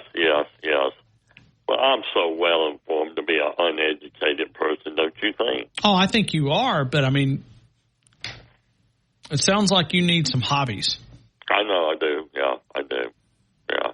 You know, it's hard when you have no radio shows to call in on Saturdays. Oh, so what are you saying? You think we should go 6 a.m. to 6 p.m. like we do during the week? Oh, no, because I want you to have quality family time with your wife and your puppy. I mean, we're already going to have to cover practice on the weekend. Practice! Yeah, I'm seeing you're really crying about it, too, but we won't go there. So upsetting. But that will be a little... You won't be like this weekend, we got both practice availability on Saturday and Sunday morning. So... Yeah, I mean, I hate to say, this 6 weeks in the summer, it's really boring. What do you mean? I mean, there's really nothing sports-wise because we wait on You got the Olympics? Do you not care about the Olympics? I mean, are you not? Why should I watch people who come, leave the country, and tell American athletes, tell us how terrible we are, but they want to represent the United States and they'll win medals, and they want you to endorse their products when they come back. Yeah, and they'll take a knee and all this. They tell you how bad America is, but they're making millions and millions of dollars. I'm kind of tired of the little whiny ass Olympians, if I can say that. You just did. Well, sorry. Yeah. I apologize not. But no, it's just to a point. I mean, and what they did Friday night, Boston Christianity, no, I really don't care for the Olympics, no, I'm sorry. Very disappointed. And, it is. But we do have some companies that have some moral values. I saw where C-Spire, which is based over in our neighboring state, said that they were pulling, and that's what it'll take. It'll take folks that, bond together and say, you know what, we're not going to have this. We're going to stand for some moral principles, and it put pressure on these companies. Put pressure on them. That's the only. Because listen, conservatives, that is one good thing. I say one good thing. Liberals know how to organize, man. They know how to organize. I mean, they can organize in a heartbeat. Many times the wrong way, but conservatives, we just kind of lay over and just get pushed around like, oh, it's no big deal. No big deal. It's okay. You want to steal the election? You want to stuff the ballots? Okay, no problem. But it just, I mean, you're just waiting for the season. You're waiting. He's going to pick up Wednesday with practice. Everybody will get information. He'll pick up, But you sound like you're down, Tommy. I mean, are you down? I'm not. I'm ready. Well, it's kind of a slow period. You're making fun of me telling you about softball. We had 2 gymnasts represent other countries from the university. I'm trying to promote the University of Alabama, but right now, I am kind of down because people got on Jalen Milrose last week for going into New York City, and I'm like, come on, it's his free time. But the majority of people cited where you're at is they saw it for what it is. It's a value. It's a value when you can send your starting quarterback to New York City and be on national sportscast and newscast where that script A is proudly displayed, right? The University of Alabama starting quarterback. So I think you have to take it for what it is. I think it's good. Now, listen, if it was in the middle of the practice and you took off a practice day and went up there, that's not going to happen. I mean, the reason why they went last week. Well, sure. And and I just like the media get hyped up on certain things. Oh, Auburn had a great recruiting weekend. Alabama did do nothing. I said, and we had a discussion about it on the other radio show. Well, it's money out there. Auburn got money. I said, Auburn don't have no more money than Alabama and Tennessee. field. There's no way that you can deny it was a good weekend across the state. For sure. It was. But they've also had 23 wins in 4 years. 23 wins in 4 years. There's not a lot of momentum around that program. And if you don't believe me, go to Vegas and look at the win total. It's 7 wins. 7 wins in 2024. Now, they could exceed that. They could go to 8. But when you look at the ceiling, that's not a playoff team over there. It's not a playoff team. No, and the point I'm trying to make people, look at us now. We're the number 1 recruiting. We lead the nation, the 26th class. You only got 6 commitment, I think. And Alabama was number 1 and number 2025 is a long way away from signing day. 2026, that is a long way from signing day. Can Alabama hold it? Oh, it's 5.5 months. That's a long time. Well, what's the difference between 5.5 months and 17.5 months? 12.5 months.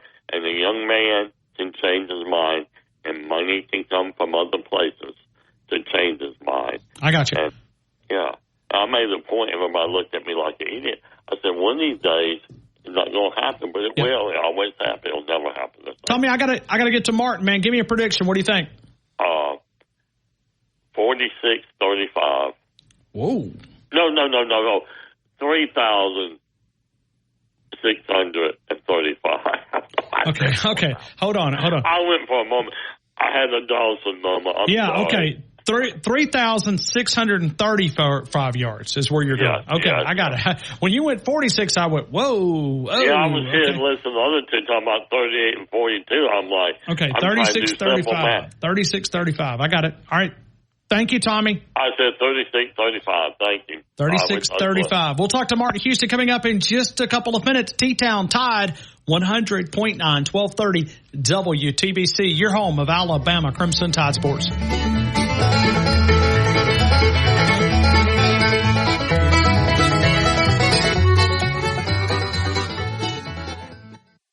Weekday mornings at 6 a.m. The Martin Houston Show.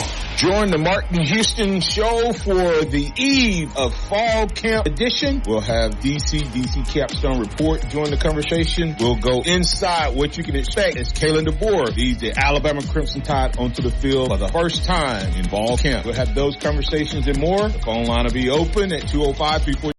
In Alabama, Julio Jones Kia off Greensboro Ave. Stop in today or visit us online at buyfromjulio.com. Buyers must have qualified credit. Not all buyers will qualify. Don Wallace CPA, 527 Main Avenue in downtown Northport. Small business and personal income taxes, payroll, sales tax needs. They can also help you with nonprofit or church accounting or auditing. In business since 1999, they work for you, not the IRS. When you take on taxes, you got to have someone on your side. It's Don Wallace CPA, 205-345-5595. 205-345-5595. Don Wallace CPA, the official accountant of the game. Southern Ale House, 1530 McFarland Boulevard. As you know, it's one of my favorite places. Eat Southern, be Southern, the daily lunch and dinner specials, the great menu that features that Southern cuisine, like the bacon wrap meatloaf, the fish and taters, the biscuit sandwiches, the great steaks, the great chicken entrees, great sandwiches, including the pickle burger, the Ale House burger, the yard bird, great desserts, and always that featured bread pudding that Brett Garner's cooking up. Let Southern Ale House cater your special event by calling Taylor at 205-248-7500. Call ahead orders always welcome. Southern Ale House, 1530 McFarland Boulevard. Nuke's Eatery, they're on the fringe of the campus of the University of Alabama, close enough that you can smell the championships. The Nuke's Q sandwich, still the number one sandwich across the franchise. The French dip sandwich, I think, is going to challenge for that number one spot. The double club, the single club, you can pair those up with a great sandwich, salad, California-style pizzas, all available for catering from a group of 5 to 500, a small office party to a large corporate event. Joel Bromfield, they've done a great job for my family. They'll do a great job for you. 205 University Boulevard, 205-758-2455. Nuke's Eatery, close enough that you can smell the championships. You're listening to the best sports talk show, breaking down the Crimson Tide, the game, with Ryan Fowler on your home for Alabama sports. Tide 100.9 and streaming on the Tide 100.9 app. 9 to 5 ain't working. Why the hell do I work so hard? I can't worry about my problems, I can't take them when I'm gone. 1, here comes the 2 to the 3 to the 4. Tell them bring another round, we need plenty more. 2 stepping on the table, she don't need a dance floor. Oh my, good Lord. Someone pour me up a double shot of whiskey. All right, we welcome you right back into the game here in Tuscaloosa. R&R Cigars, 2703 6th Street in downtown Tuscaloosa. 2703 6th Street in downtown Tuscaloosa. Relax and recharge. 1,000 different cigars to choose from. The big walk-in humidor, big HD TVs, home theater seating. It is R&R Cigars. Let's talk to Martin Houston, 1992 national champion winning fullback. He's also part of our lineup here on Tide 100.9, starting mornings at 6 a.m. You can also find him on the Facebook account as well. Martin Houston, I hope all is well. Welcome into the game in Tuscaloosa. All is well, Ryan. Glad to be here with you, sir. Hey, absolutely, man. Let's talk about a lot of different things. Fall practice. I mean, it's here. We've made it through another offseason. This one seemed a lot busier than some of the previous ones. Yes, it's been a rapid approaching fall camp. It's hard to believe it's been a little over 6 months since we got the news. And if you told me that I would be feeling the way I feel right now when that news happened, I probably would have told you were crazy. And if you had asked me this question a couple of years ago, I would have told you that I may be looking to get out of the business because we're going to be going back to a dark time. But I feel really good about where Alabama sits today.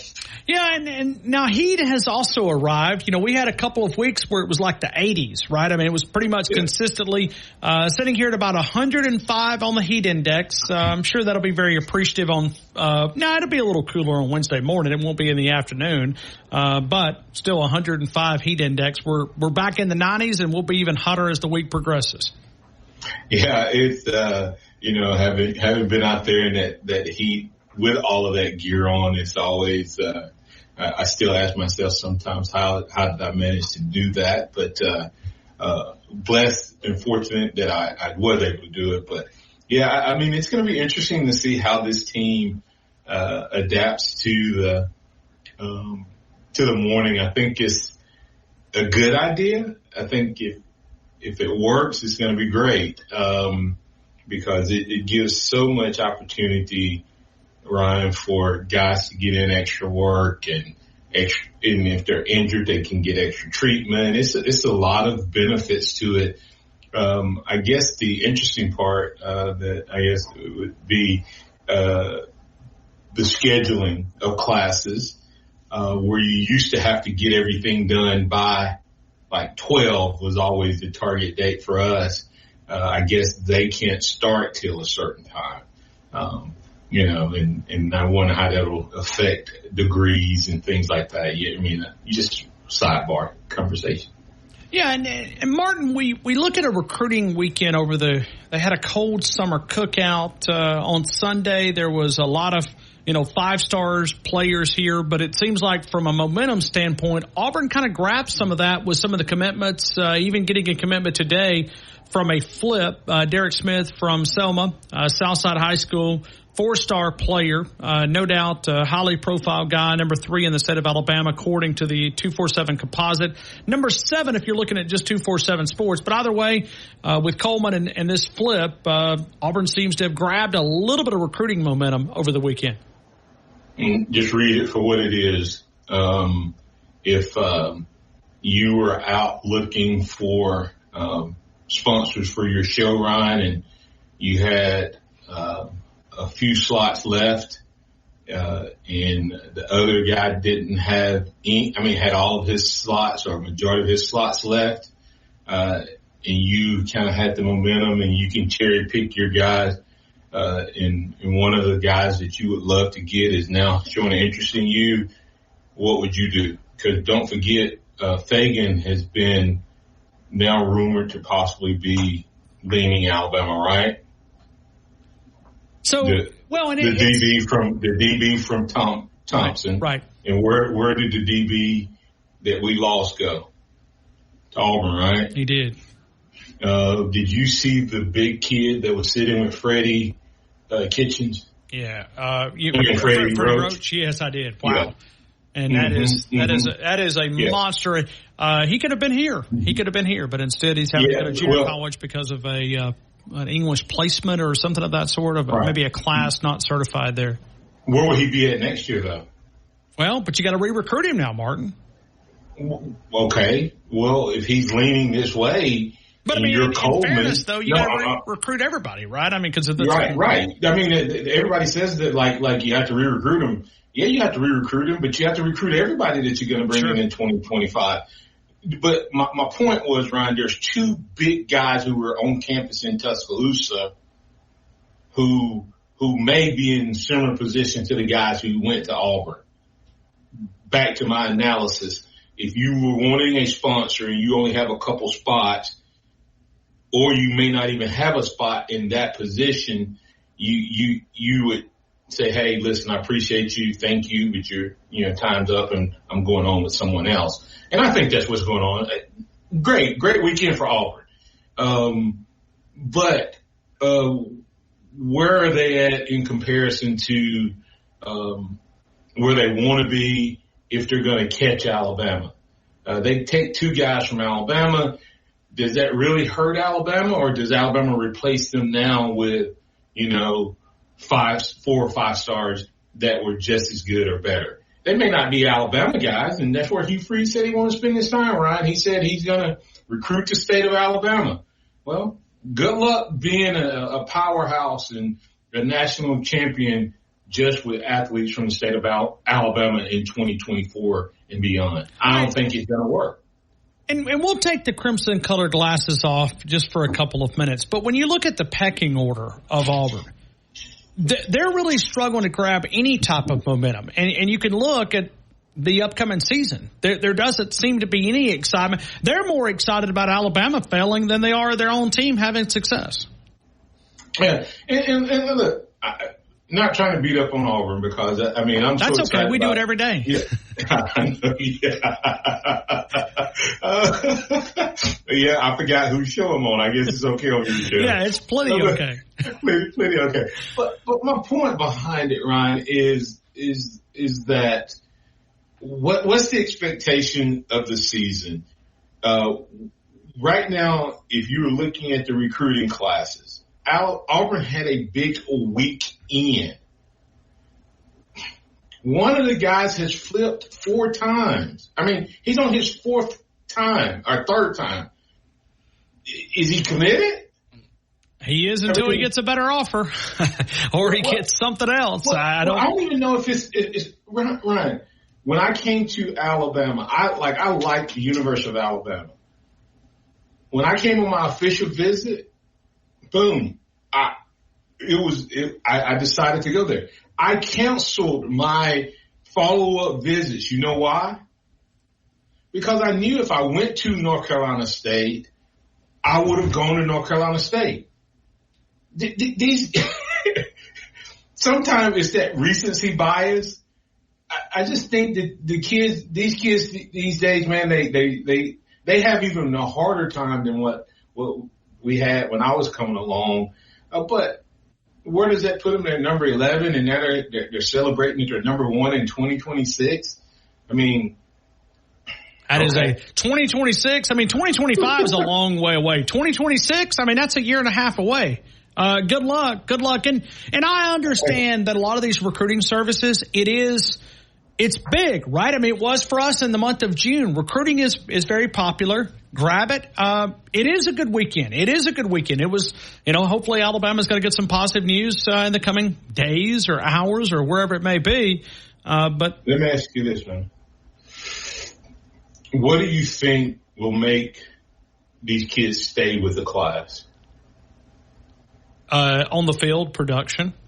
Okay, right. So how many spots does Kalen DeBoer have left? Well, you're sitting here with 20 verbal commitments for the 2025. I would say, who knows with this, how quickly, and maybe Wyatt can jump in or maybe Martin can fill me in, the 105, whenever that number goes to 105, when that will be implemented. Okay, so it'll be 2025? Okay. Yeah, 25, 26. So, do you kind of start preparing for that? I mean, can you, the production as far as signing, you may sign close to 30. So, I mean, I said 5, but who knows where the number will actually be? I mean, 28, 29 could be. But my point is if we have the type of year we're talking about having, expecting, it's not going to be any problem to fulfill that. Yeah, right. And so are you okay with guys leaving? Because the reality of it, a couple of things. First of all, I heard the Smith kid, it was a disagreement on where they wanted to play him versus where he want to play and all of that. So I heard that Auburn offered him that they're going to let him play linebacker. A wide receiver versus, DB. I don't know. I don't know if that had anything to do with it. The Coleman kid, back and forth. A punter. Okay. Right. Okay. They had a good weekend. Kudos. You got a long way to go. Hey, Martin, let's discuss Jalen Milroe when you look at the upcoming year. We're kind of throwing out a little prediction contest and giving away something and also getting someone qualified at the end of the season for the grand prize package. But when you look at production, last year he had 28-34 total yards passing. What's a fair number when you look at the expectations coming in? Jalen Milroe under Kalen DeBoer, but the junior quarterback has another year, under his belt from a starting perspective. Well, I think there's a couple of things you have to look at, Ryan, from how much does he run the ball in this offense? How much do they call it? And how much does this offense run the ball as a whole? Can impact it. But if Alabama plays 16 games, and that's what you have to kind of look at, right? If we're going to estimate what we think we're going to get to. So 16 games, I think if we average somewhere between 225 and 250, he's going to have, I'd say passing somewhere around 3,800 to 4,000 yards. And I think he'll add another, I think this guy could potentially be a 5,000 yard quarterback. Well, and you look at the increased games is another part that you got to kind of calculate. Right. That's another element. But I think 225, 250 is 4,000 passing yards. If we average is 250, and we play 16 games, and that seems to even be a low number. Right. Mm-hmm. That's what I'm saying. And so that's why I said at 225, I think that gets us somewhere around 3,800. I think. Let me see. 3,600. So I would say he's going to be somewhere in the 3,800 to 4,000 passing yards. And I would say I'll be shocked, Ryan, if he doesn't average, 1,500. Average 50 yards a game or more in running the ball. It's going to be a big topic of conversation, but we have made it. I know the off season kind of slows down just a little bit, but here we are, practice. This time on Wednesday, we will have one practice and one press conference, and then on Thursday, we'll have a defensive availability and some defensive coaches, and then leading right in the offense. So going to be a unique. Now, Mondays looks like, I'm looking across the screen here. It looks like Mondays is going to be one of those possibly. Well, I'm not saying every Monday, but there's going to be several Mondays they're not going to be able to practice. So busy weekend on the campus of the University of Alabama's practice gets started on Wednesday morning as this Kalen DeBoer era officially 33 days away. Hey, Martin, always, man, fun to be able to visit with you and fun to talk a little college football with you. Absolutely, man. I definitely. Hey, what's the biggest thing you're looking for day one? Where are you going? Well, the defensive backs is an area, but it's. You know me, I appreciate the big nasties, man, because that's to me where the won and loss. I want to see Caden Proctor with my own eyes and not a photo because, listen, I can trim down photos. I can make them, you know what I mean? I want to see Caden Proctor with my own eyes because I've heard how much weight he's lost. Okay. I want to see it with my own eyes. I want to see what, cause I would love to know. I bet that young man played at 380. Maybe above 380 last year. He was a monster. He was one of the biggest offensive linemen I've ever seen. Yeah, he was definitely overweight last year. So that's where I'm going. I want to see Caden Proctor and see him in that element, and see if he looks like, because it looks like all these offensive linemen. Tyler Booker even I think is down 20 pounds. So I'm going to the big nasties because I think that's where the game's won and lost. I agree that the trenches are the two areas that were the games. No matter how much football changes, it still starts with what you got up front, defensively and offensively. But somebody came up on my show, and I think this is an interesting. Been virtually no conversation. No conversation. When was the last time we had to think about who's going to be the guy that's going to lead this team in sacks? It seems to be, where do you get that sack production? I mean, right. We've talked about the defensive backs. We've talked about the D-line all summer, and today it came up. Who's going to be the guy that steps into the shoes that Will Anderson and Dallas Turner have kind of secured the last 4 years? And of course, we've always had somebody, but I don't know that we know who that guy is right now. Got some good options, but don't know if we have the guy. Hey, Martin, I got to get to this break, man. I'm a little bit over. I appreciate you as always. I kind of got behind the 8 ball a little bit. I appreciate you, Martin, as always, man. Appreciate you. Roll Tide. Roll Tide. We'll continue with more of the game next. Tide 100.9, 1230 WTBC. Your home. Or Town Square Media Tuscaloosa radio websites. Fill out the Advertise Here form. Put the power of Town Square Media to work for your business. Don Wallace CPA, 527 Main Avenue in downtown Northport. Small business and personal income taxes, payroll, sales tax needs. They can also help you with nonprofit or church accounting or auditing.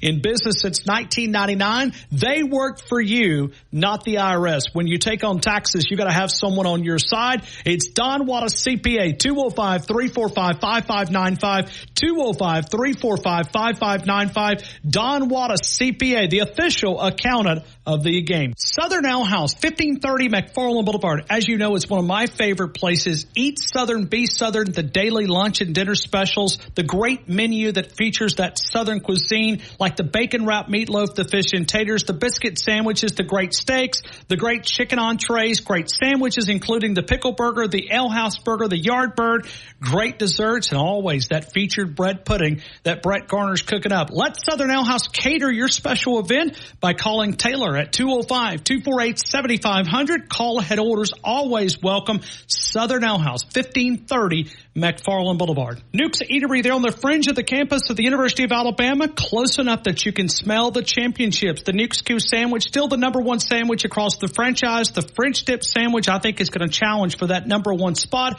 The double club, the single club, you can pair those up with a great sandwich, salad, California-style pizzas, all available for catering from a group of 5 to 500, a small office party to a large corporate event. Joel Bromfield, they've done a great job for my family. They'll do a great job for you. 205 University Boulevard, 205-758-2455. Nuke's Eatery, close enough that you can smell the championships. Tide 100.9 Tuscaloosa weather. Scattered thunderstorms developing later today. Expect heavy rain and lightning with the stronger storms. 91 the daytime high. Tonight, a few clouds. The overnight low near 76. Then for your Tuesday, it's going to be hotter. Sunshine and clouds mixed. A stray shower or storm possible. The high near 93. I'm meteorologist Bill Murray on Tide 100.9. Your home for Alabama Crimson Tide football. Tide 100.9 and streaming on the Tide 100.9 app. The sun is hot and that old clock is moving slow, and so am I. Workday passes like molasses in wintertime, but it's July. I'm getting paid by the hour and older by the minute. All right, we're going to talk with Mark Orban coming up in just a couple of minutes. Vortex is nice enough to give us away a nice little pair of binoculars. We'll talk about how you can win those in a couple of minutes. We're doing Jalen Milroe total passing yards and a chance to win a nice pair of binoculars. Hold on a minute. You say I don't deer hunt. That's okay. You go to college football games, you go to high school football games, these binoculars can be used for that, and they're a great pair. We'll talk about that coming up in a couple of minutes. We'll talk about all the latest things at Vortex. I was up at the Deer Expo a couple of weeks ago, ran into those guys, had a chance to try out some of their newest optics, and it was a ton of fun. We'll talk to Mark Boardman coming up in just a couple of minutes next. T-Town Tide 100.9, 1230 WTBC, your home of Alabama Crimson Tide Sports.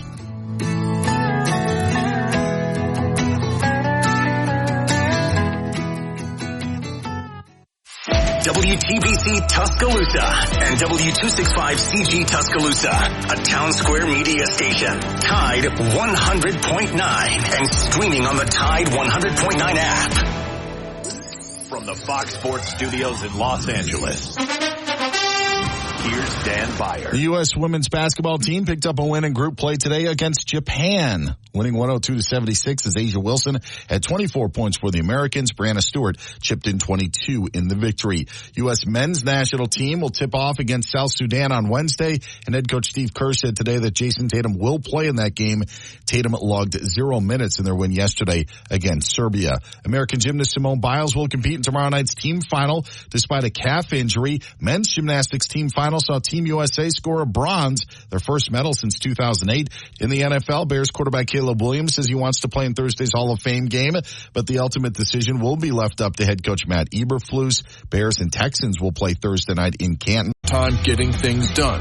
Metal Supermarkets, the convenience stores for metal. Place an order online today at metalsupermarkets.com. Pat's Florist and Gourmet Baskets in downtown Tuscaloosa, 1010 Queen City Avenue. For over 60 years, they've been serving our community. They specialize in a large inventory of fresh flowers, weddings, gourmet fruit baskets. If you're trying to lift someone's spirits, it is Pat's Florist Gourmet Baskets by calling 205-345-5093. Delivery options are available, but it's more than just flowers at Pat's Florist and Gourmet Baskets, 1010 Queen City Avenue. If you're celebrating an anniversary, birthday, get well, love, and romance, trying to lift with someone's spirits, it's Pat's Florist and Gourmet Baskets in downtown Tuscaloosa. With only 43 seconds remaining, facing a 4th and goal from the 31-yard line at Jordan-Hare Stadium, quarterback Jalen Milroe finds himself under immense pressure, scrambling to connect with Isaiah Bond in the corner of the end zone for a miraculous come-from-behind victory over Auburn. The jaw-dropping 27-24 result came on the 10th anniversary of the Kick Six. Daniel Moore is proud to announce 4th and 31, his upcoming oil painting featuring the now famous Gravedigger play. New Life Art is now accepting pre-orders for limited edition fine art prints and canvases of 4th and 31. See the preliminary pencil sketch for the artist's full color painting at DanielMooreArt.com. Pre-order your artwork now by calling 1-800-735-2787 or by visiting DanielMooreArt.com. Big Mike's downtown Moundville, only about 15 minutes from where I'm located. Also in Gunnersville, Alabama, Thomasville, Andalusia, Auburn, Alabama, Orange Beach. You'll find one of the best steaks in the state of Alabama, voted by the Alabama Cattlemen's Association and many other great publications recognizing the great ribeye, the seafood entrees. You'll find those, the great service. It is Big Mike's downtown Moundville. If you're looking for a great steak, Wednesday through Saturday, 4 until 10, Big Mike's, downtown Moundville. I got spirit, I got faith. I might bend, but I won't break. I'll fight the elements. And I'ma go down swinging. If I go down, I'ma go down swinging. If I go down. You know, it just kind of worked its way out. Nate Oates, his favorite group, Toby Mack. We played Toby Mack, our Alabama basketball coach that took us to the Final Four. He is from Watertown, Wisconsin. And we're going to spend a little time here in Wisconsin, where Alabama's going up to Wisconsin coming up the third week of the season. Alabama will be heading up to Madison, Wisconsin. I know I was calling Mark earlier today, and I looked down at my phone, and it said Madison, Wisconsin. So we're going to be headed up there right now. We're going to feature a conversation with Mark Boardman. He is Team Vortex. He hosts the Vortex Nation podcast, talks about the products, and we're going to give away a chance to win a pair of binoculars. Hey, Mark, welcome back to T-Town. I hope you're doing well. Oh, man, I'm doing great. I think everybody's doing great. We're on the cusp of hunting season. College football is about to start. What could be better, right? Hey, and since your cell phone, I may get some food recommendations for Madison, Wisconsin. How close are you guys to Madison? Is it somewhat close? So we're located in a smaller town called Barneveld, just west of Wisconsin, but we're only about a half hour out. So yeah, pretty close. Okay. And as far as college towns, man, Madison is a great city, lots of great food. You got the lake right there, you got the school there. It's a really, really nice city and a fun place for a lot of folks. I've always wanted to go watch a game at Camp Randall. Logistically speaking, it's a little bit of a challenge because it's an early morning game. But I've always wanted to go because I hear it's a pretty rowdy place to watch a college football game, which is always good.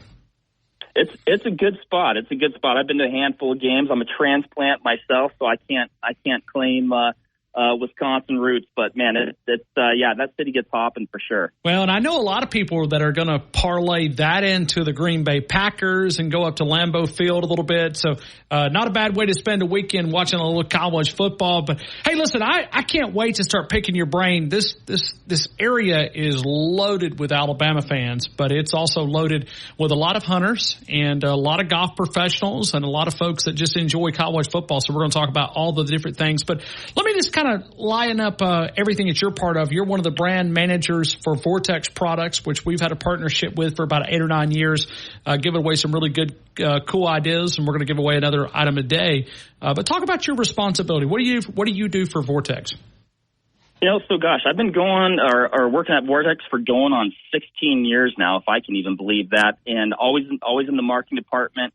It's been just an incredible ride, fun watching the company grow over the years.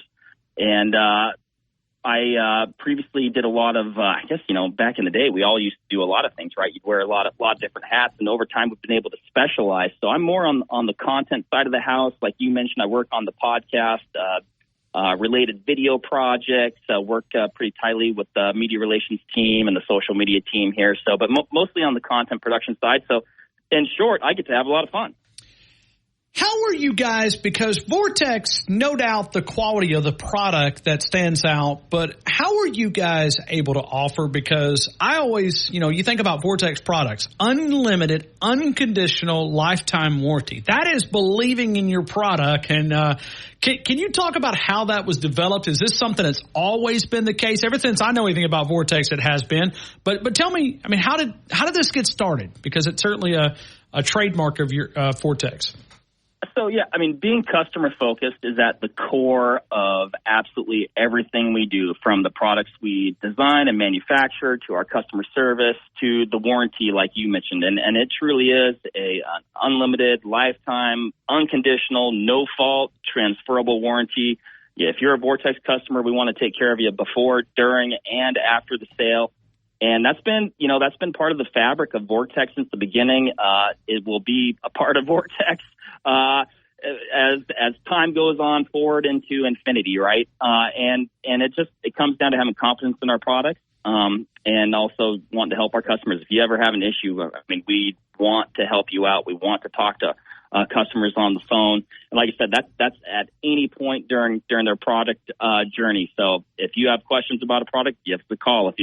If you bought a product and have a question, give us a call. If you're having an issue, which we hopefully you don't, we can either troubleshoot over the phone or, we can get it right back in here. And we've got, just a team of people dedicated to helping our customers enjoy their optics to the best of their ability and their utmost potential. And when I say team, that is Vortex. We've gotten a lot bigger over time, but the mission has not changed. And we're just so fortunate to have passionate hunters and shooters, birders, you name it under the sun. If there's an optics application, we have people in here engaging in that activity. And so we understand the customers and where they're coming from as well. I want you to take a couple of minutes and talk about the podcast, because Vortex Nation, you're out there offering, because we're going to be able to spend, 25, 30 minutes here talking with you. But if people want more information, promote the podcast. So Vortex Nation podcast, you can find it on, all of wherever you choose to listen to podcasts. We also record podcasts on video, so they're on the Vortex Nation YouTube channel as well. Oftentimes we have visual aids, things like that help, tell the story or explain what we're trying to talk about. But yeah, I'd say it's primarily hunting focused, shooting focused, cartridges, competition shooting, Western hunting, Eastern hunting. Really, if there's like I mentioned before, if there's a way to use an optic, we generally talk about it on the podcast, setups, troubleshooting, anything like that. And for us, it's a way to, educate ourselves. We're talking to experts. We have in-house experts, but convey that to the end user out there as well. And so, yeah, it's just become a pretty robust library of content. I think we're in excess of 600 total episodes right now. And man, I keep thinking, are we ever going to run out of stuff? And then every week we come up with something new. So I guess not. Well, let's start with a couple of different things, and I want to start with the military and law enforcement because we are a show that we don't hide from our allegiance to our military, our law enforcement officers. Every day before we go off the air, we thank both of them and our first responders. Talk about the partnership that you guys have and how you work with law enforcement and military to provide quality optics. So yeah, we're right in line with you there. We appreciate and support our military and law enforcement.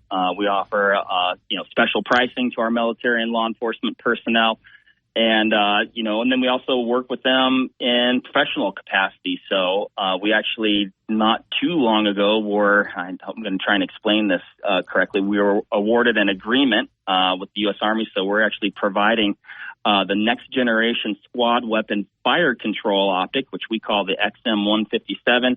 And it is a very robust optic using all sorts of, technology, new technology that I call, the Secret Squirrel Smart Kids at Vortex developed. Got some really cool patents there. But the end result with that is, and I think the thing that we're most proud of is we're going to be able to make our war fighters more effective in the field. All right. So is that more snipers? Is that more? What is that target for there that you're talking about? So yeah, it's going to be like an infantry type optic that they'll be fielding, and at its core, it's a 1 to 8 low power variable optic, but it also is going to give onboard ballistic solutions. It's got what we call active reticle. So essentially, once the user gets it set up, they can laze the target with the optic at any point in the field of view where that dot shows up. That's where that hold point is going to be. So it's going to just be it's going to simplify things. So like I said, there's a lot of tech there. It's going to simplify things, but it's going to make them a lot faster and more effective. All right, we're going to also take questions on the Twitter account, and we'll go to South Carolina for just a couple of minutes here. And this individual, CL Williams, on the Twitter account says, recommend a rifle scope that won't break the bank, whitetail. Probably need a little bit of average shot here, but just take that. I know it's a generic question, but recommended rifle scope that won't break the bank for a whitetail. Certainly probably in South Carolina, so I'd probably imagine the hunting terrain is very much like it is here in Tuscaloosa, this area here. And I think I told you earlier, probably a good average yardage, probably 1 to 150. You're not going to see much more than that. You've got some shots out there that you can get on a power line or a gas line, and it may be, 200 yards out, but very few in this area. A lot of trees, a lot of, interference. But what scope would you recommend for this individual? So one beautiful thing about Vortex is we've got, an array of optics in all the major categories. So rifle scopes, spotting scopes, binoculars, and they're going to, go from what I call our entry point. That could be $100 to $200 all the way on up to optics that are in excess of $1,000, right? A great whitetail optic that won't break the bank. I take a hard look at our Crossfire 2 rifle scope series. There are a ton of configurations in there, including some classics. And, that's probably where I would start. Like you said, depending on magnification needs, that person's going to be able to find what they want there. But yeah, the Crossfire 2 series is where I would start. And let me also recommend the website, vortexoptics.com. There is a tab right here that you can actually go through the optics finder. There is a ton of information. Talk about big woods, dense timber, open fields, rolling hills, high country, open country. And I'm always jealous of those people that hunt out in the West with those big long shots, because it's kind of, we all see that hiking up, and you set it up on a tripod and you're doing with a spotting scope and all that. That's just not the way we hunt in the South, but it is for those folks that live out on the western part of our country. But you can go to the optics finder on the Vortex side. All right, so the flip side of that, you talked about the entry level. All right, you got a hunter out here that says, I want the best product you make. Where would you send them? Oh man, unlimited budget here, Mark. I mean, we don't say that a lot in the deer hunting world, but unlimited budget here. Where would you go? It's a place I dream of living. I'll tell you that. I take a hard look, and it's one of my favorite scopes, and of course, it does come with a price tag to match. But when I think of a top tier optic for hunting deer or big game in general. I take a hard look at our Razor HD LHT series. There's a 3-15 by 42, and there's also a 4.5 to 20 version. Now, the 3-15 by 42 top tier optics, just alpha class optics, an incredibly intuitive reticle that does have a little more data in it. If you want to use your reticle if you know your ballistic data to shoot off your reticle. In your neck of the woods, that might be not as critical, but the optics are definitely there. It's got an illuminated reticle, so it's got a super fine illuminated center dot. So if you do get in a low light scenario where you maybe are wanting to get a little bit more contrast, maybe perhaps you're hunting black bears and it's low light and the black bear comes out, you want a little more contrast. That black reticle on a black bear sometimes wants to disappear a little bit. Man, you just engage that illumination and you're off to the races. But I would be remiss, though, to not mention our new Viper HD rifle scope series. Again, there's a 3-15 version in that, and I think that would just fit the bill for a lot of folks. Optically, it does incredibly well, and actually has a lot of the same features of the Razor HD LHT, but it doesn't carry that top-tier price tag. So I'd take a hard look at that. Along with that, you get an option where it has capped turrets. So in both of the LHT versions, you're going to have an exposed elevation turret, purpose-built for dialing.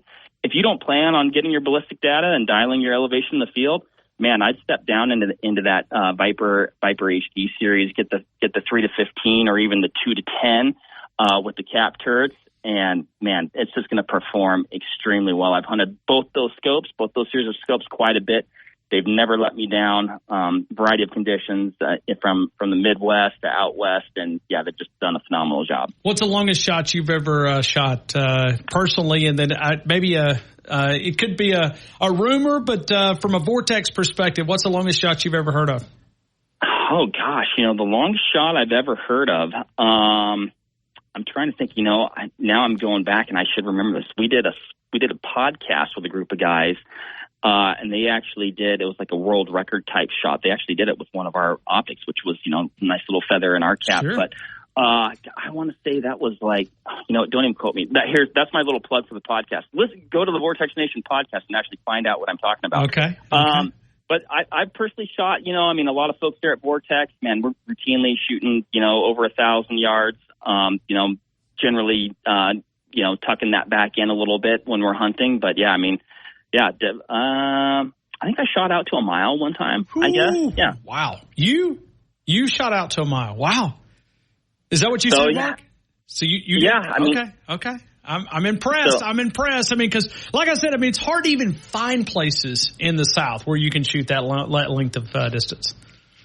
That can be the challenge, right? And when you're out west, they're definitely blessed with, those open western landscapes in a lot of spots. And then here in the Midwest, you can get into spots where you got some egg lands and you can stretch it a bit too. So, but yeah, I was in Utah when we did that, actually, when we were shooting that far, but not something I routinely get to do. You said the most, and that was definitely the most I ever took a poke at. Well, I'm impressed. A big salute from Alabama to Wisconsin. Right now we're talking with Mark Boardman. Hey, Mark, can I break right here? Because we're 19 minutes in. I don't want to squeeze you up against a break. Can I break right here for about 3 minutes? Let me reset the commercial breaks and come back to you. Is that possible? Absolutely. Okay, because, you and I are deep in conversation. We talk football and we talk a lot of hunting on this program, and we enjoy giving things away. We're going to talk about how you can win a nice pair of binoculars. We'll set that up coming up with Mark Boardman.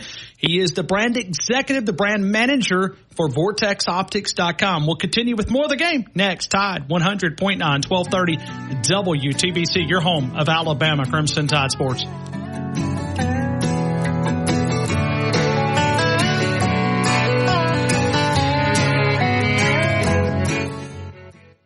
Now, this hour's West Alabama real-time news update from the Tuscaloosa Thread Newsroom.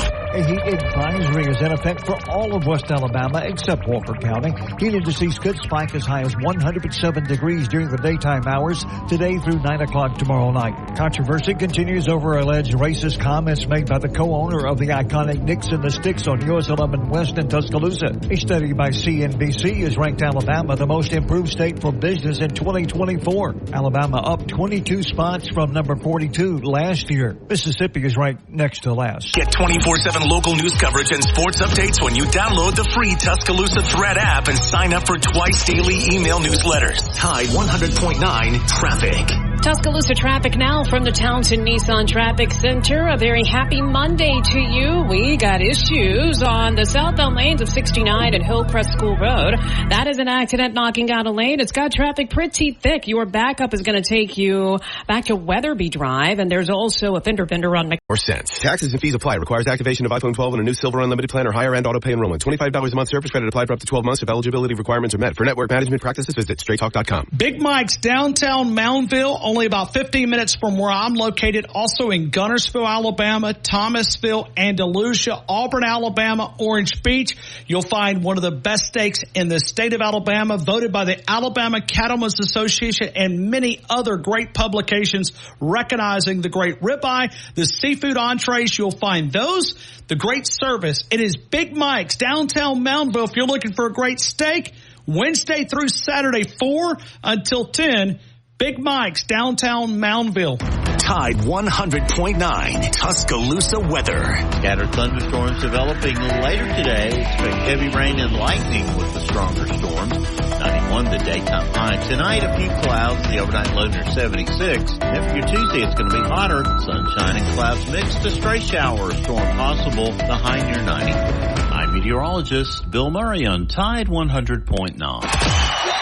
The best breakdown of Alabama football in the state. The Game with Ryan Fowler on your home for Alabama sports. Tide 100.9 and streaming on the Tide 100.9 app. Loving every day. That's the prayer that a country boy prays. Thank God he made me this way. Hunting and fishing and loving every day. Early in the morning.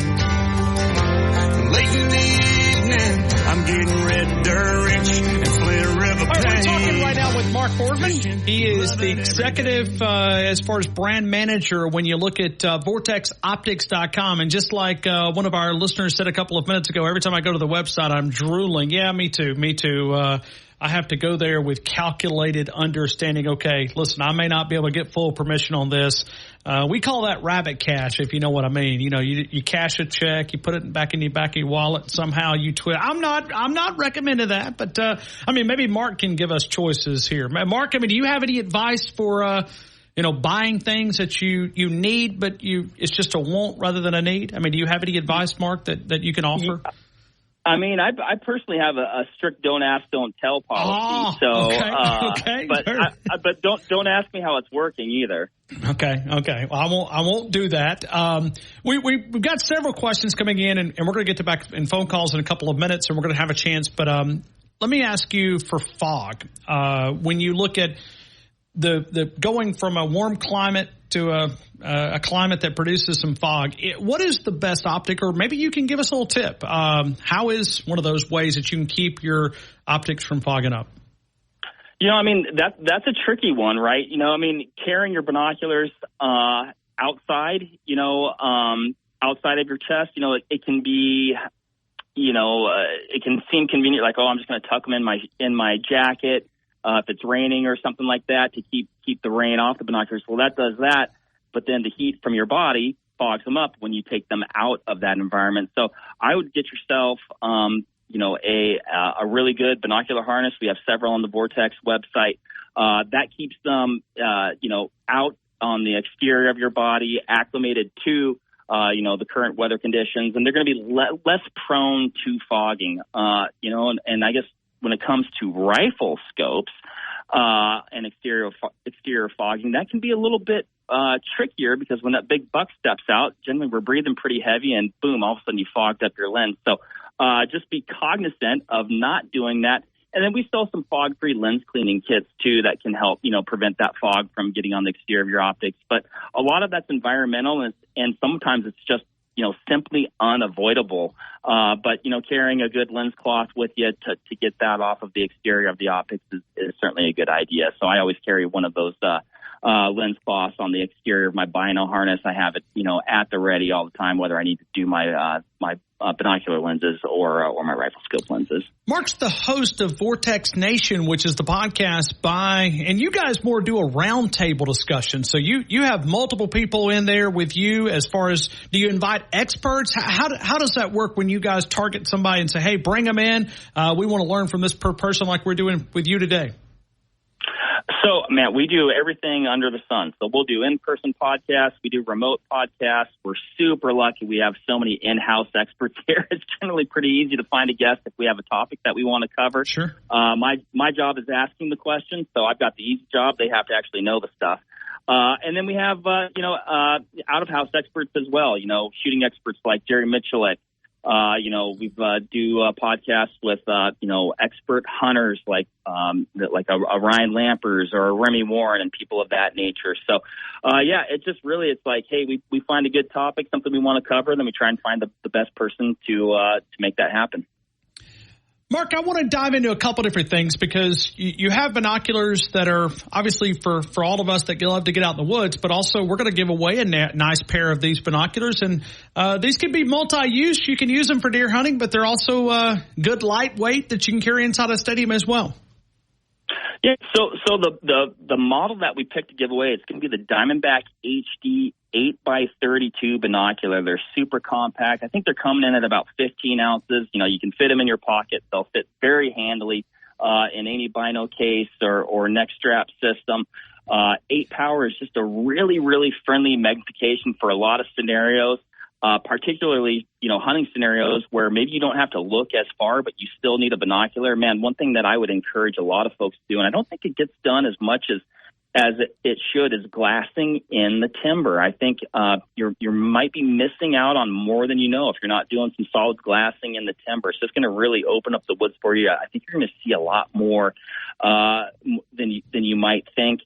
And that 8 power, I oftentimes run a 10, a 12, sometimes an 18 power binocular, but in some of those more tempered scenarios, it's actually a big advantage to back off that magnification a little bit. So I like that 8 power for that. And then you are obviously in the sports world. A lot of folks are packing binoculars to games, and this Diamondback HD 8x32 is going to be optimal for that. One thing that's a little bit curious, optics are always a game of give and take. And one of those things that you might think is, I guess it's not intuitive to me, but because it's got that smaller objective of 32, oftentimes when you step down in objective diameter, you actually step up in field of view. So if you're at a sporting event or something like that, you're going to get a wider field of view than you might with a larger objective binocular. They're going to be compact. You're not necessarily using them in those super extreme low light scenarios where you're going to appreciate that exit pupil that maybe a larger objective diameter optic offers. So, these are just the perfect optic, double duty for hunting or if you want to take them to the game.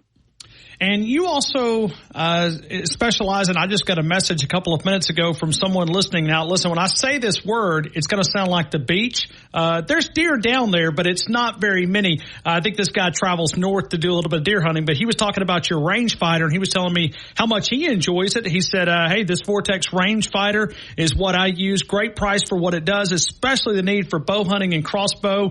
That is something, but I want to tie optics into the rangefinder because a couple of weeks weeks ago. You guys were at the Deer Expo. A guy said, hey, try this. One of your brand managers there showed me and said, hey, try this out. The rangefinder was built into the optics. I was blown away. I was like, good heavens. It checked a lot of boxes in one optic.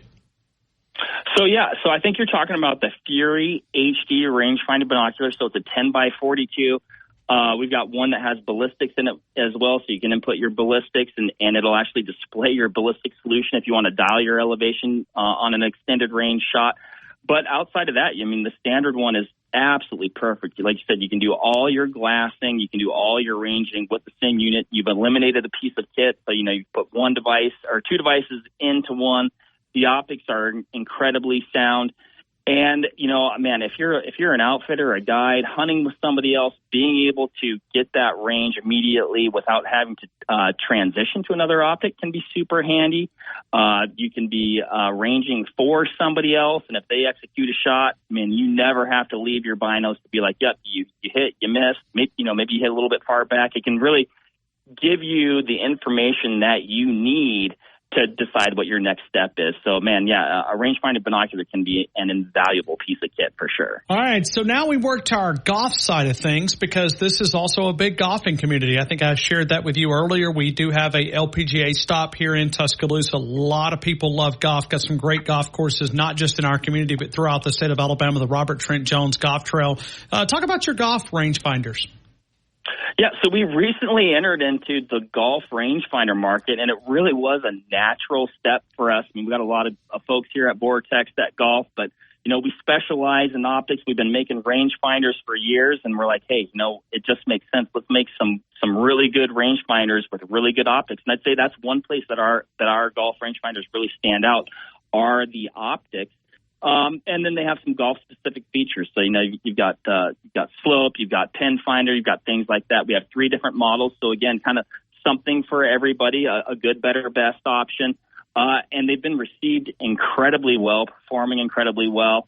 And, man, if you're a golfer and you need a golf rangefinder, man, I wouldn't hesitate to say take a look at Vortex. They all have, a magnetic component to them. So, they'll magnetize, they'll clip right to your cart or other metal surface, and so you hopefully don't lose it.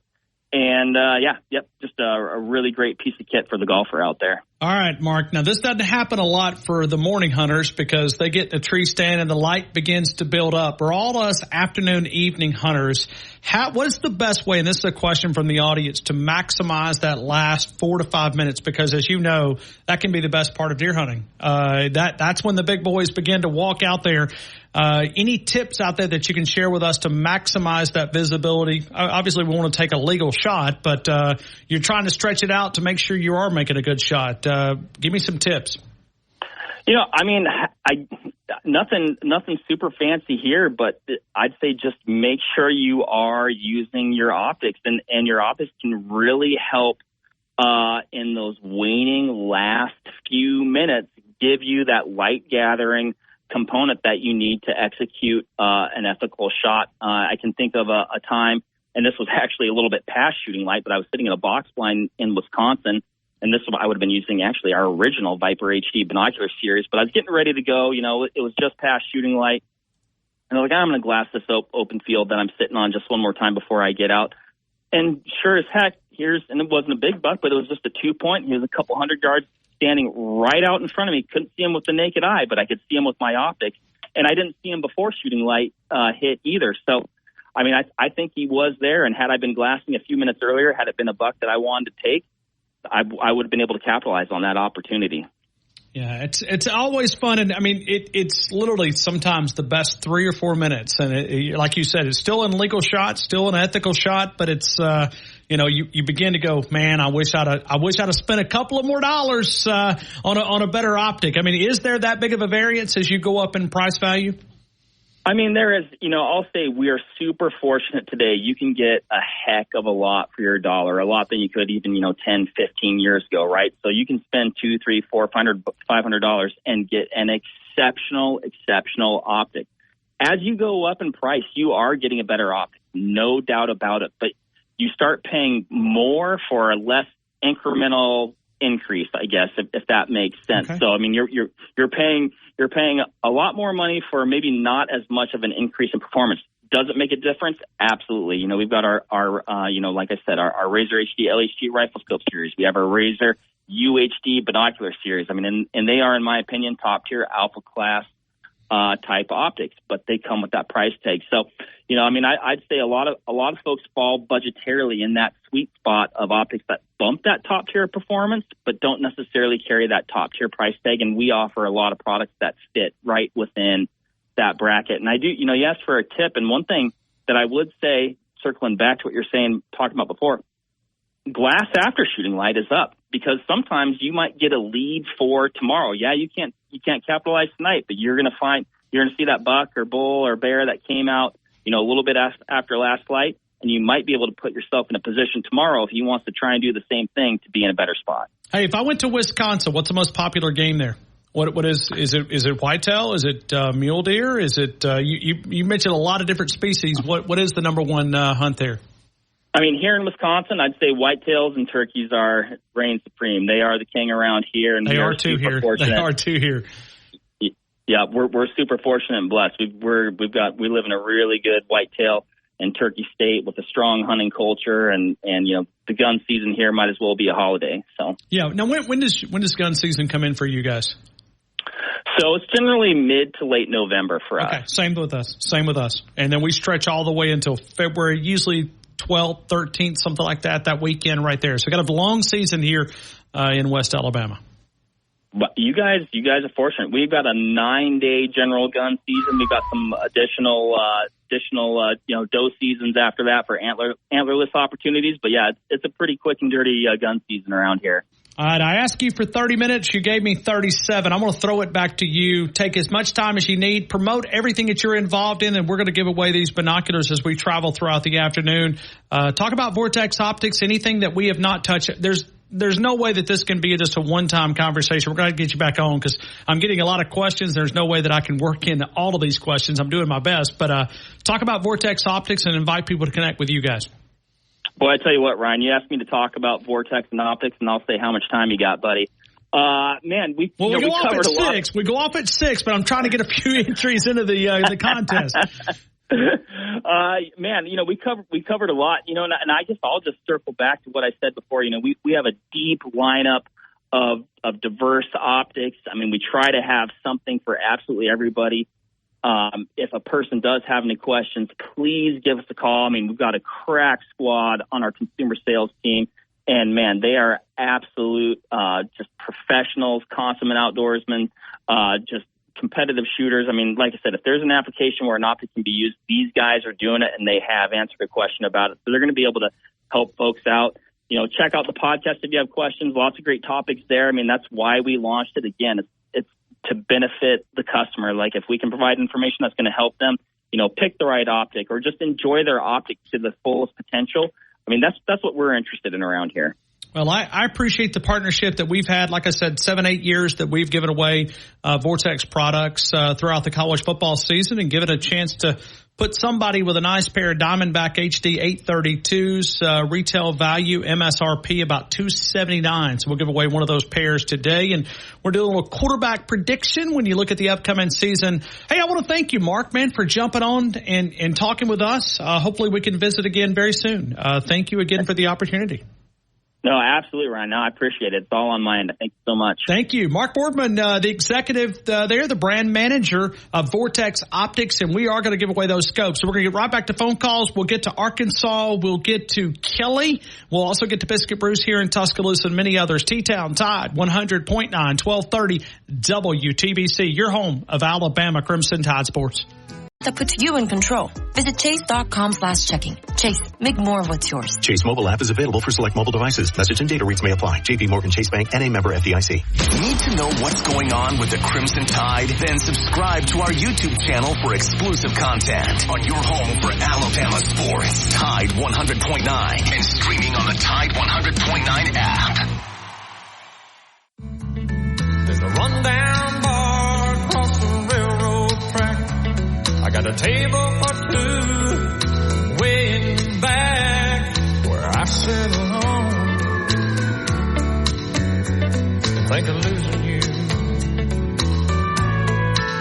I spend most every night beneath the light of a neon moon. Now if you lose your one, that was a lot of fun to be able to visit there with one of our great sponsors that have been a part of our show for a few years. We appreciate those guys, and giving away a nice pair of binoculars. You say, hold on a minute, I don't deer hunt, I don't have any interest. Well, you go to a football game, don't you? You can use them right there. Diamondback HT, you may have the coolest set of binoculars in the entire stadium, the HD 832. So a chance to give those a pair today away, and very simple today. And you know what? We will definitely give away the binoculars today. Okay, that will be today. We'll give away those in the final few minutes of the program.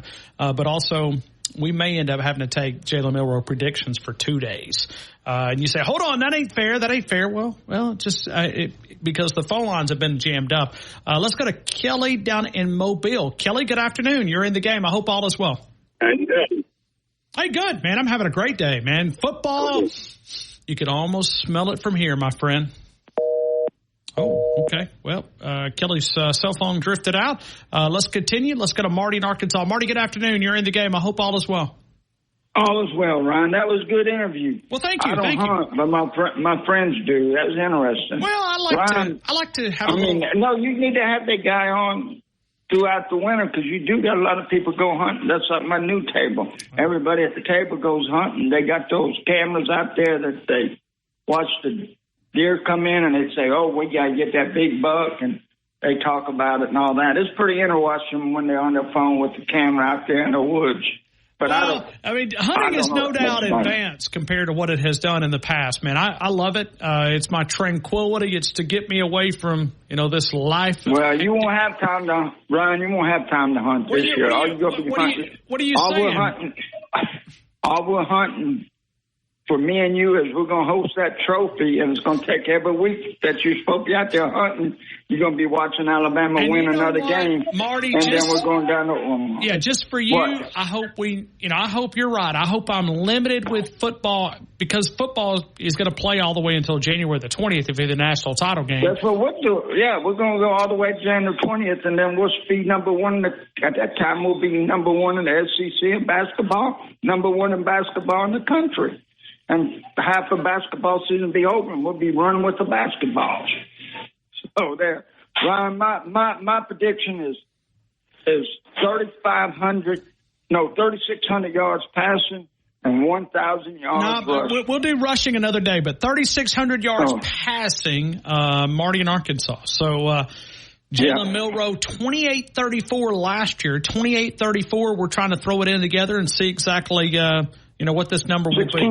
Give me 3,900. Give me 3,900. All right, so I'm going to change it here. 3,900 is where you want to go. 39. Yeah, because I forgot about 16 games. Okay. And see where he's going to pick it up this year. He'll throw a 3-yard pass that turns into a 90-yard touchdown, and that's his total for passing. It's not going to be a lot of games. It's going to be a short pass out in the flat. And you're going to see these guys run like they never ran before. I'll take it. Marty, thank you, my friend. Yeah. Hey, Ron, did you read my text I sent you about Georgia? I don't think I got a text. I texted to you this morning because I sat with the Georgia guy. I'll check it. If not, I'll get it to you. We'll talk about it tomorrow. Okay. Sounds good. Good. Thank you. Marty in Arkansas. I did. I checked my email. I don't see anything, but could be. I'll look back through and see if I may have missed one of those. Let's continue with more phone calls, and we go to Biscuit Bruce. Biscuit Bruce here in Tuscaloosa. Biscuit, I hope all is well. Welcome into the game in Tuscaloosa. Always great to be on Tide 100.9, the game with Ryan Vortex Fowler. Hey, listen, I'm excited about it, and I'll tell you a little deer hunting story this weekend. I'm not going to tell you the person that jumped back in our club, but we had one opening. We had one opening in our club, and this particular individual got out, okay? He got out. Okay. He got out, and if I said his name, everybody in Tuscaloosa would know him, okay? But I'm not going to say his name. Okay. He got out of our club. And I put up a Facebook post up on Facebook, said, hey, looking for one member for this upcoming year. If somebody has an interest in joining, we hunt out in Pickens County. Well, we got about 30 messages, okay? Hey, at that point, Biscuit, we got to be pretty selective, right? We want to, we want to investigate. Are you a killer? A 1.5-year-old 4-point's not a cull buck, in our opinion. We don't hunt like that, okay? We got a lot of people don't know the difference between a cull buck and not a cull buck, but we don't either. Yeah, the cull buck thing is overrated, okay? The guy that got out said he emailed me. I was sitting at Sam's with my wife, and my phone's literally blowing up from people. Hey, I want that membership. I want that membership. I want that membership. Guy texted us back and said, listen, after seeing Ryan's post, I'm not getting out of that club.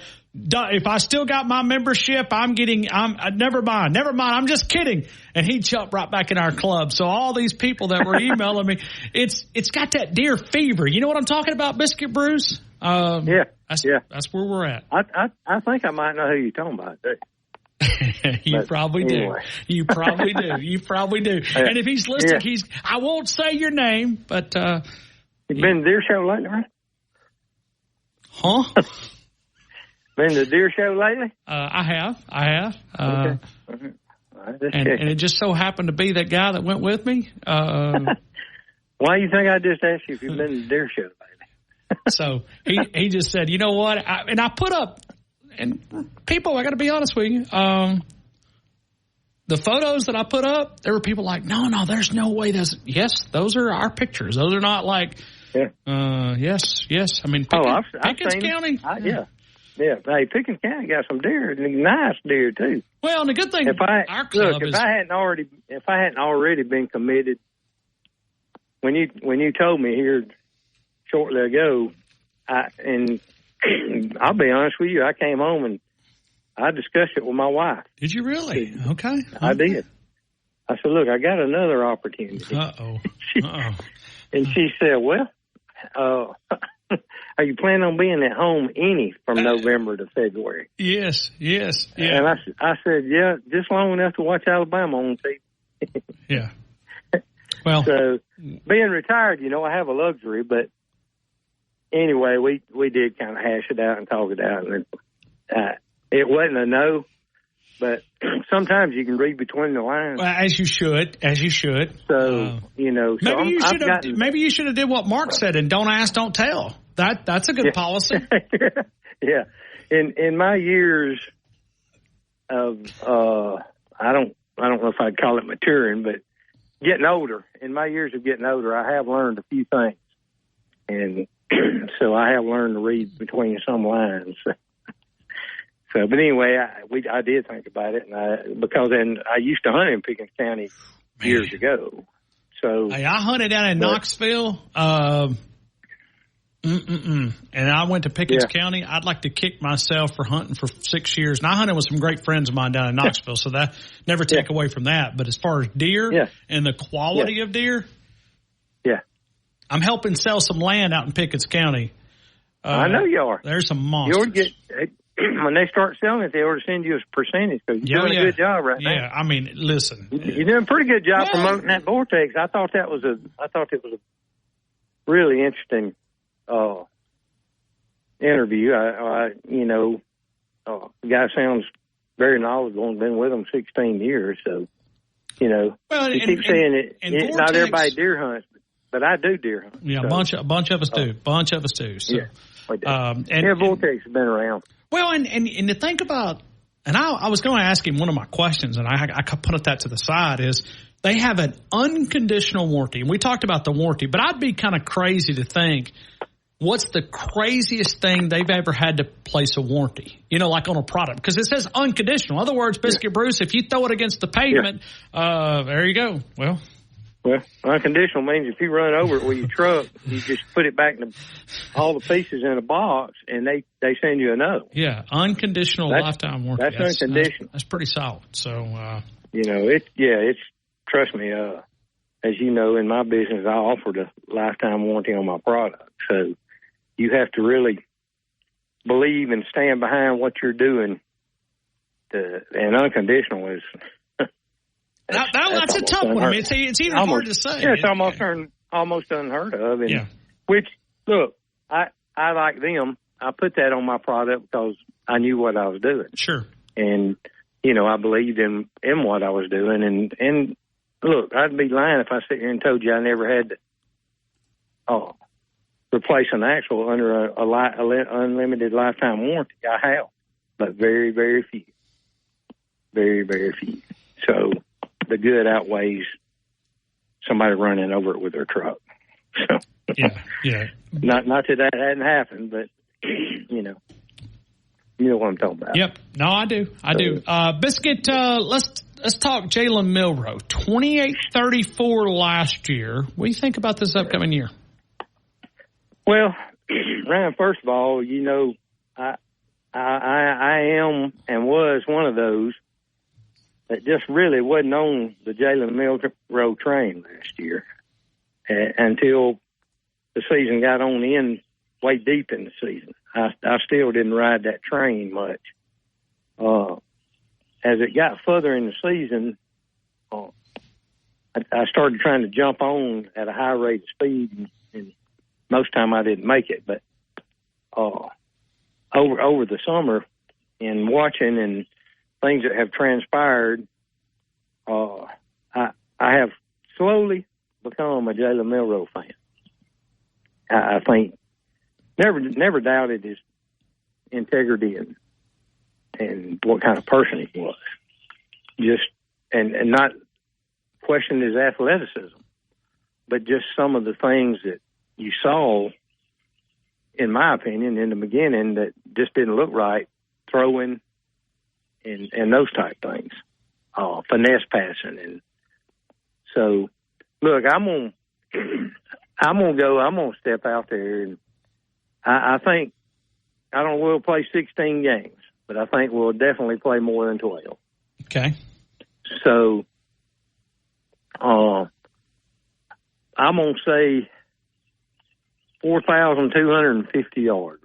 4,250 total passing yards for the upcoming season. Biscuit, I'm up against this top of the hour break, man. I always enjoy our chats. I know you are. I do too. It's always great to talk to you, and it's always great to be on your show, and I appreciate you taking my call, and I always remember this. We are the University of Alabama. Roll Tide. Thank you, Biscuit Bruce. We'll come back. We'll continue right here with our phone calls. If you want to get your prediction in for Jalen Milroe and get a chance to win these nice binoculars, you can do that. 205-342-9904. 205-342-9904. We're going to get to those phone calls coming up here in just a couple of seconds. 205-342-9904. I do remind you about the Wharf. If you're looking for a new pair of boots, Justin, Tony Lama, Red Wing, Georgia, Double H, Timberline, Laredo, and many more. Wrangler, Levi, Lee, and all that camo we've been talking about, you can find it right there at the Wharf, the Working Western headquarters for the entire family since 1976. We're going to Bubba in Northport, Stephen in Raleigh, North Carolina, Pat in Tuscaloosa, Elias right here in Tuscaloosa, and your phone calls next. T-Town Tide 100.9, 1230 WTBC, your home of Alabama Crimson Tide Sports.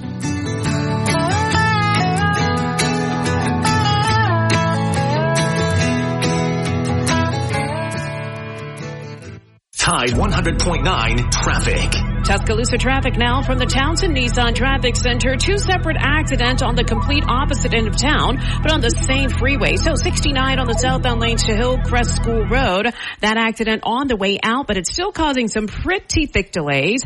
And then coming on up here on the north end of town in Northport on the northbound lanes of 69. To 511-511. Text muscle to 511-511 today. All individuals are unique. Your results can and will vary. These statements have not been evaluated by the FDA. This product is not intended to diagnose, treat, cure, or prevent any disease. Text fees may apply.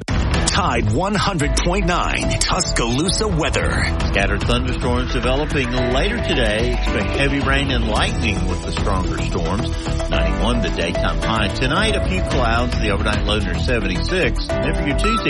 one bank that puts you in control. Visit chase.com/checking. Chase, make more of what's yours. Chase mobile app is available for select mobile devices. Message and data rates may apply. JP Morgan Chase Bank, N.A. member FDIC. Blue Spring Living Water is located in Bluntsville, Alabama, Blount County, about an hour north of Birmingham. Blue Spring Living Water is harvested and bottled from a centuries-old natural spring on a private family farm. Blue Spring is an all-natural water source that flows just under 1 million gallons a day. They have partnered with Waterway of Alabama, and they've been in the water delivery business for over 30 years. To have Blue Spring Living Water delivered right to your home, right to your front door every month. New customers get their 5 jugs for $50, and the empties are exchanged every month for new ones. I know we have it at the Fowler household. We drink more water because of BlueSpringLivingWater.com. You can sign up at 205-602-3426. Talk to someone directly. Blue Spring Living Water can also be found Mark Smart, downtown Northport, Publix, Piggly Wiggly, and in the southern part of our listing area, Rouse's Supermarket. BlueSpringLivingWater.com. WTBC Tuscaloosa and W265CG Tuscaloosa, a Town Square media station. Tide 100.9 and streaming on the Tide 100.9 app. From the Fox Sports Studios in Los Angeles, here's Dan Byer. U.S. women's basketball team picked up a win against Japan today, 102-76. Asia Wilson, 24 points in the win. Brianna Stewart chipped in 22 for the Americans. American gymnast Simone Biles will compete in tomorrow night's team final despite a calf injury, while in men's gymnastics, Team USA took home bronze. Japan claimed gold. China grabbed silver. As for the Americans, it was their first medal in the event since the 2008 Beijing Games. Serbia's Novak Djokovic topped Rafael Nadal of Spain in second-round play in men's singles at the Olympic Games. While in swimming, 17-year-old Canadian swimmer Summer McIntosh won gold in the 400-meter individual medley. The Seattle Mariners are acquiring Justin Turner in a trade from the Toronto Blue Jays. Blue Jays and Orioles right now in the 8th inning in Baltimore in Game 1 of a doubleheader. It's 10-4 O's over the Jays. Dodgers acquired infielder Tommy Edman in a 3-team deal with the White Sox and Cardinals, with the Cardinals getting pitcher Eric Fetty from Chicago.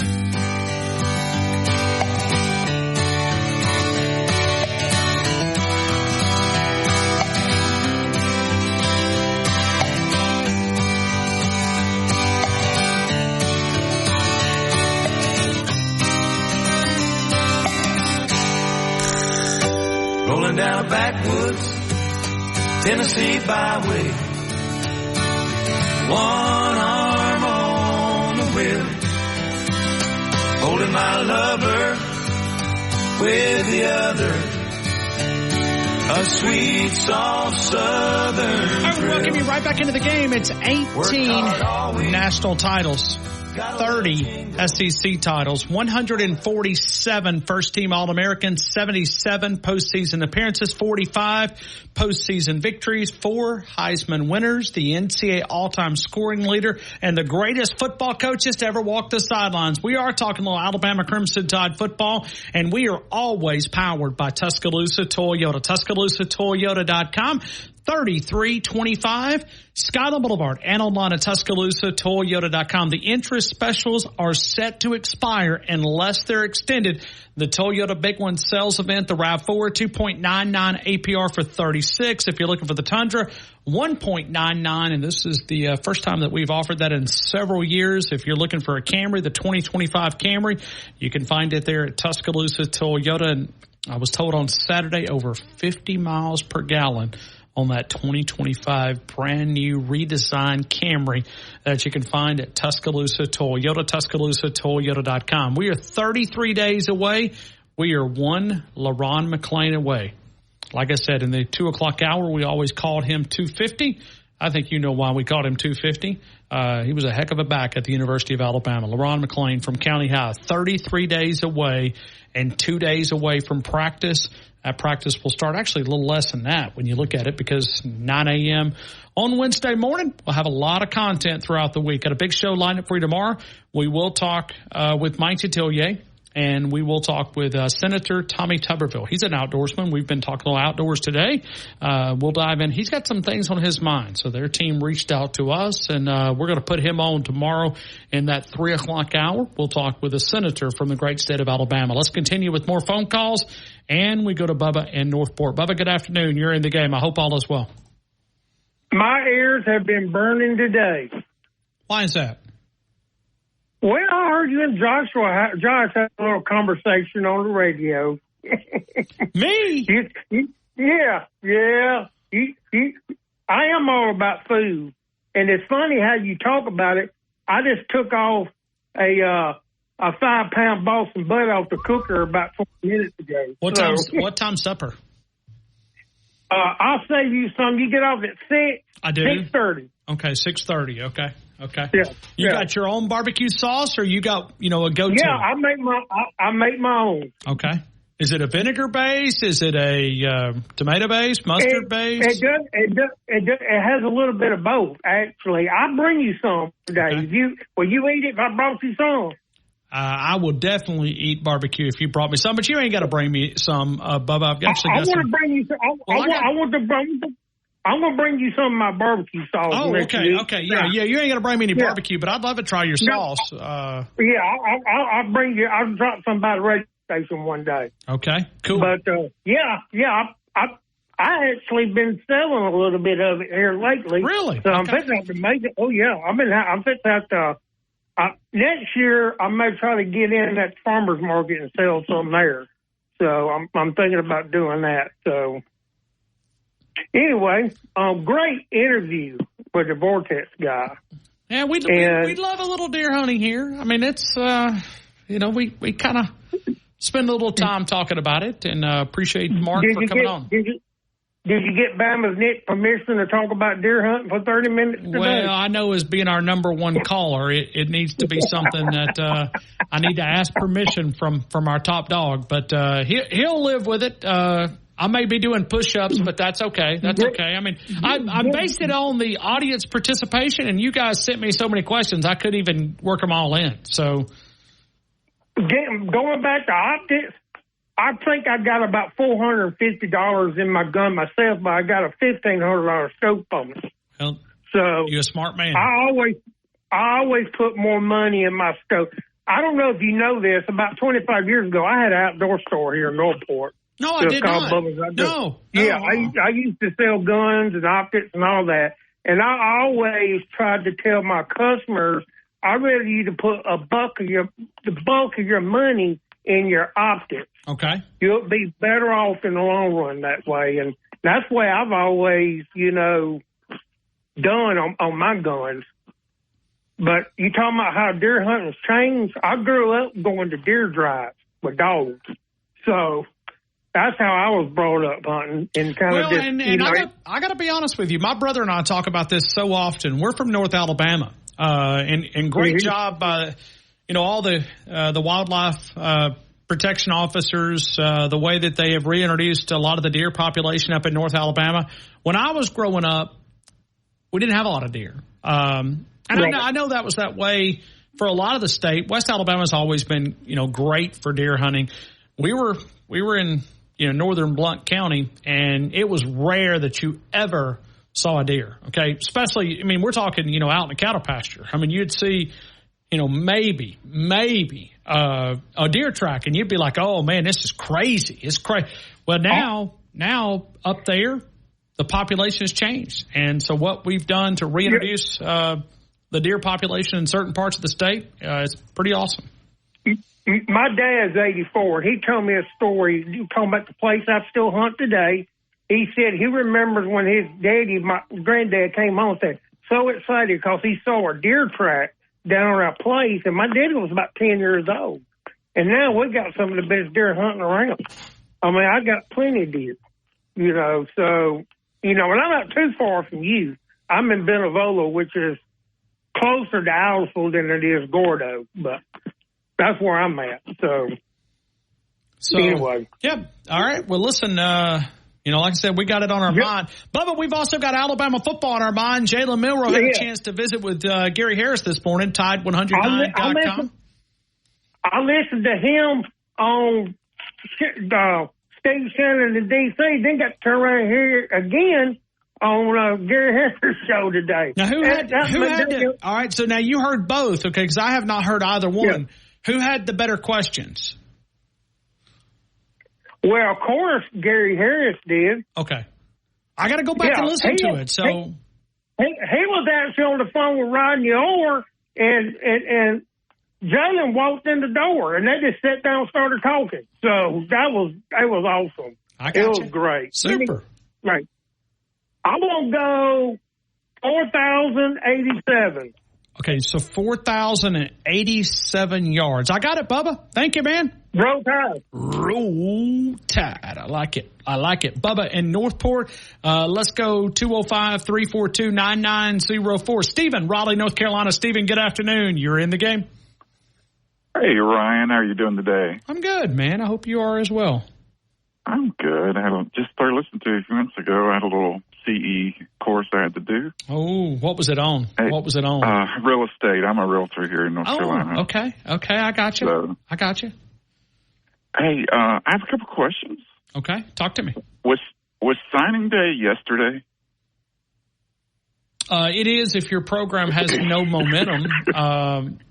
Are you talking about my friends from East Alabama? Is this the first Stray Cat weekend that we've ever seen where they flipped, they committed all these recruits, and right when they go 6-5 or 7-5 and 6-6, they start jumping like rats off a sinking ship? It's not the first one we've seen. We've been down this road before. We have, and a lot of it was probably set up to grab a little momentum, but it worked. It worked. I mean, it worked. I mean, Auburn went from 7 wins to 7 wins out in Vegas. I'm just trying to make that up, but when you look at the Auburn Tigers, it'll be all based on that schedule, because I'm still not convinced Peyton Thorne is an elite quarterback that can lead them to where they want to be. And in that offense, you better have some. There's no doubt that Hugh Freeze is a great play caller. He may be an awful human being, but he's a heck of a play caller. Yes. I mean, he can design some plays. For 2015, when the fast-paced offenses were all the rage, he was the leader in that, and therefore he beat us twice. But I was at that second game when the ball flipped up in the air. There was all kind of kooky things the reason they beat us that game. Yep. So, but if they think the Saraland kid, the defensive lineman, I'm not even thinking of his name right Coleman. now.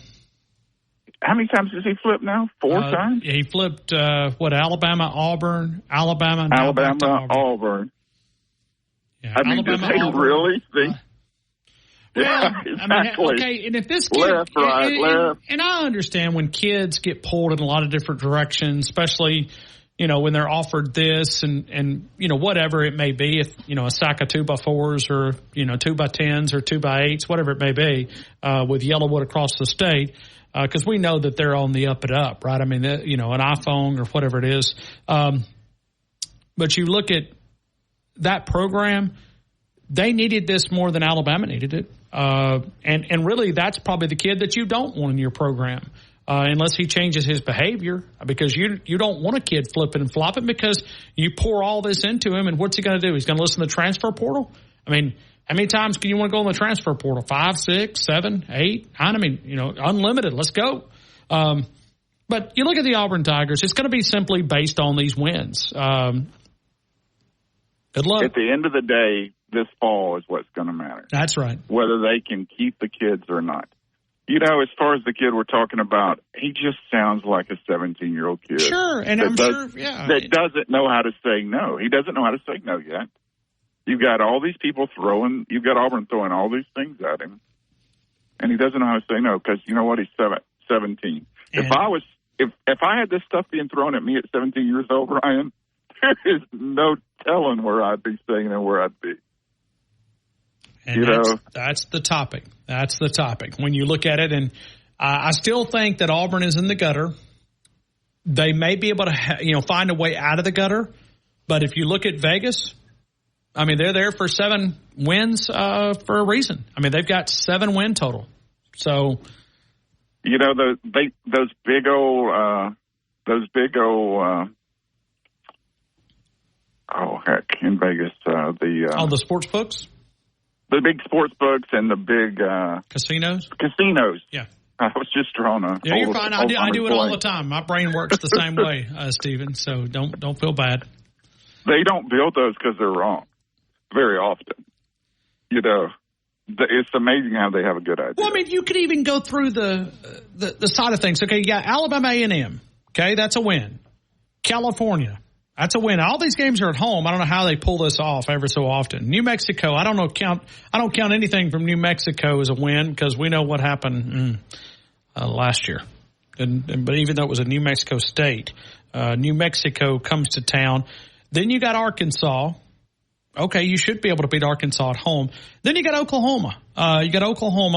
Then you go to at home. Okay, but then so you survived the month of September. Okay, good. Okay.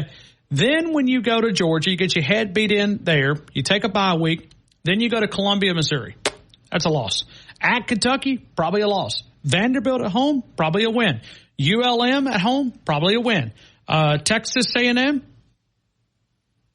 I guess it's a toss. Who knows? Yeah. And then you'll come to the butt whipping Saban Field at Bryant-Denny Stadium in November. Because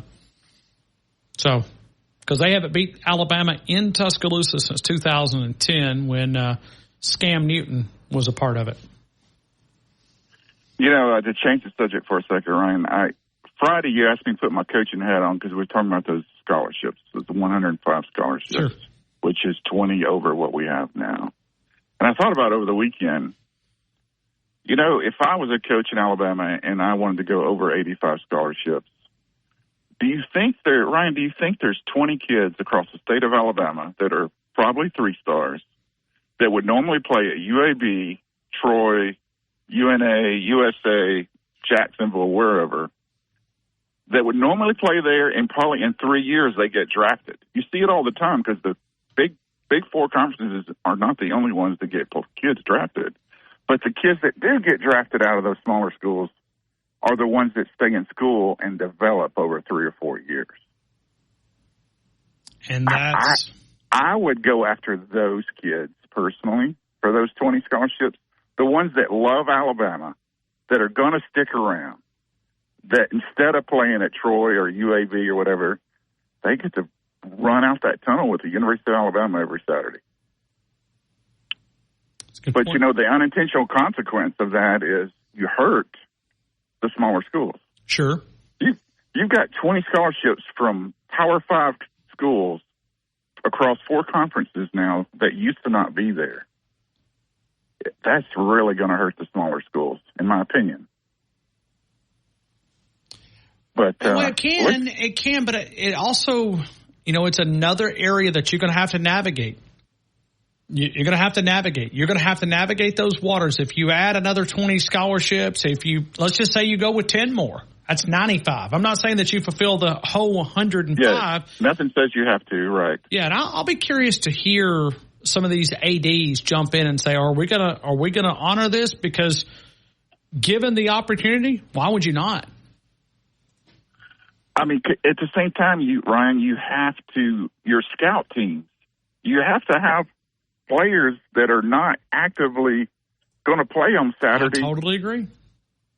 That prepare your players to get ready, and usually that's the walk-ons and the lower 10% of the whole roster.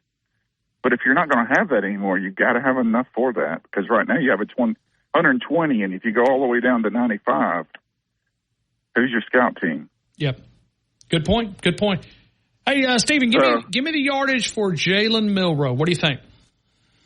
I'm going, I predicted a month ago or so, 2 months ago, I thought the Alabama would lead the SEC in rushing this year. And I'm still going with that. Okay. Therefore, I'm not going as high as I originally thought I was. I'm going to go 39-23. 39-23. 39-23. So that's leading the SEC in rushing, too. I like it. I realize that's not your prediction. Yep. Stephen, thank you so much, man. I hope you have a great rest of your day. Thank you. We'll go to Pat in Tuscaloosa, and then Elias, he'll be up next. T-Town Tide 100.9, 1230 WTBC, your home of Alabama Crimson Tide Sports.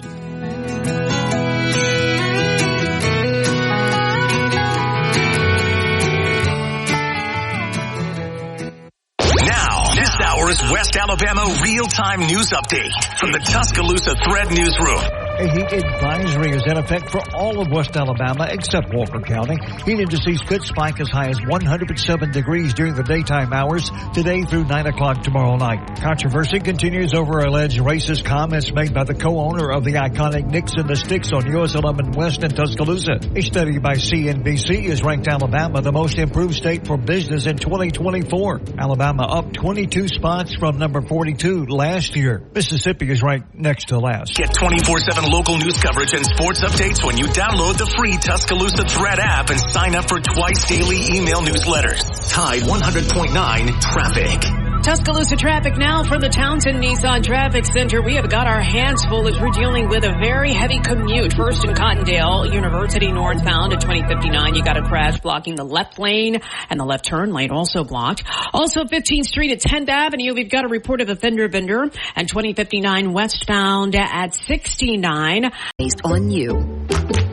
Not available in every state, subject to terms and conditions. Rating factors and savings vary, and in some states your rate could increase with high-risk driving. Allstate Fire and Casualty Insurance Company and affiliates, Northbrook, Illinois. MedCenterUrgentCare.com. We expect the unexpected. Locations in Tuscaloosa, Northport, North River, right there off Rice Mine Road, Fayette, Demopolis, Hoover. The great doctors, urgent care, family medicine, injuries, occupational health, sports physicals. We do expect the unexpected. MedCenterUrgentCare.com. The online check-in available. Significantly reduce your wait time. The super doctors who live and work in Tuscaloosa. MedCenterUrgentCare.com. Northport Power Equipment. Largest inventory Husqvarna dealer in the Southeast. You'll find the Husqvarna models for residential and the professional landscapers. Skag commercial mowers, residential mowers, backpack blowers, handheld blowers, battery-operated tools.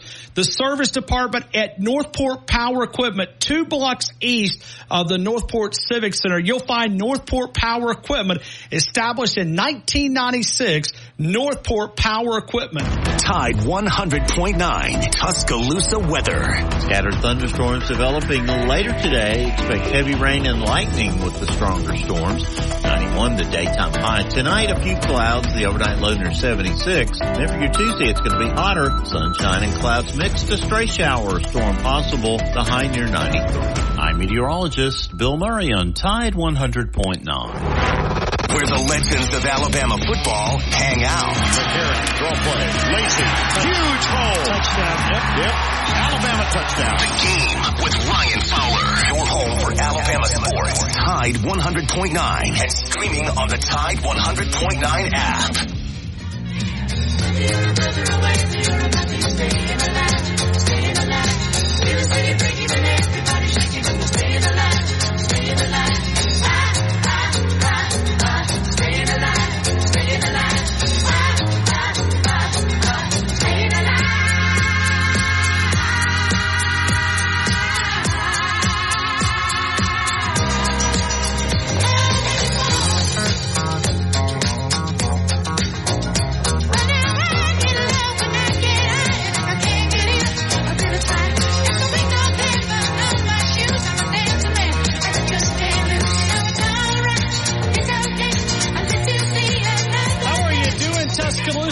Continue with more phone calls. I do remind you about Southern Ale House, 1530 McFarland Boulevard, 1530 McFarland Boulevard. It is Southern Ale House. Eat Southern, be Southern, all that great Southern cuisine, and always some great bread pudding.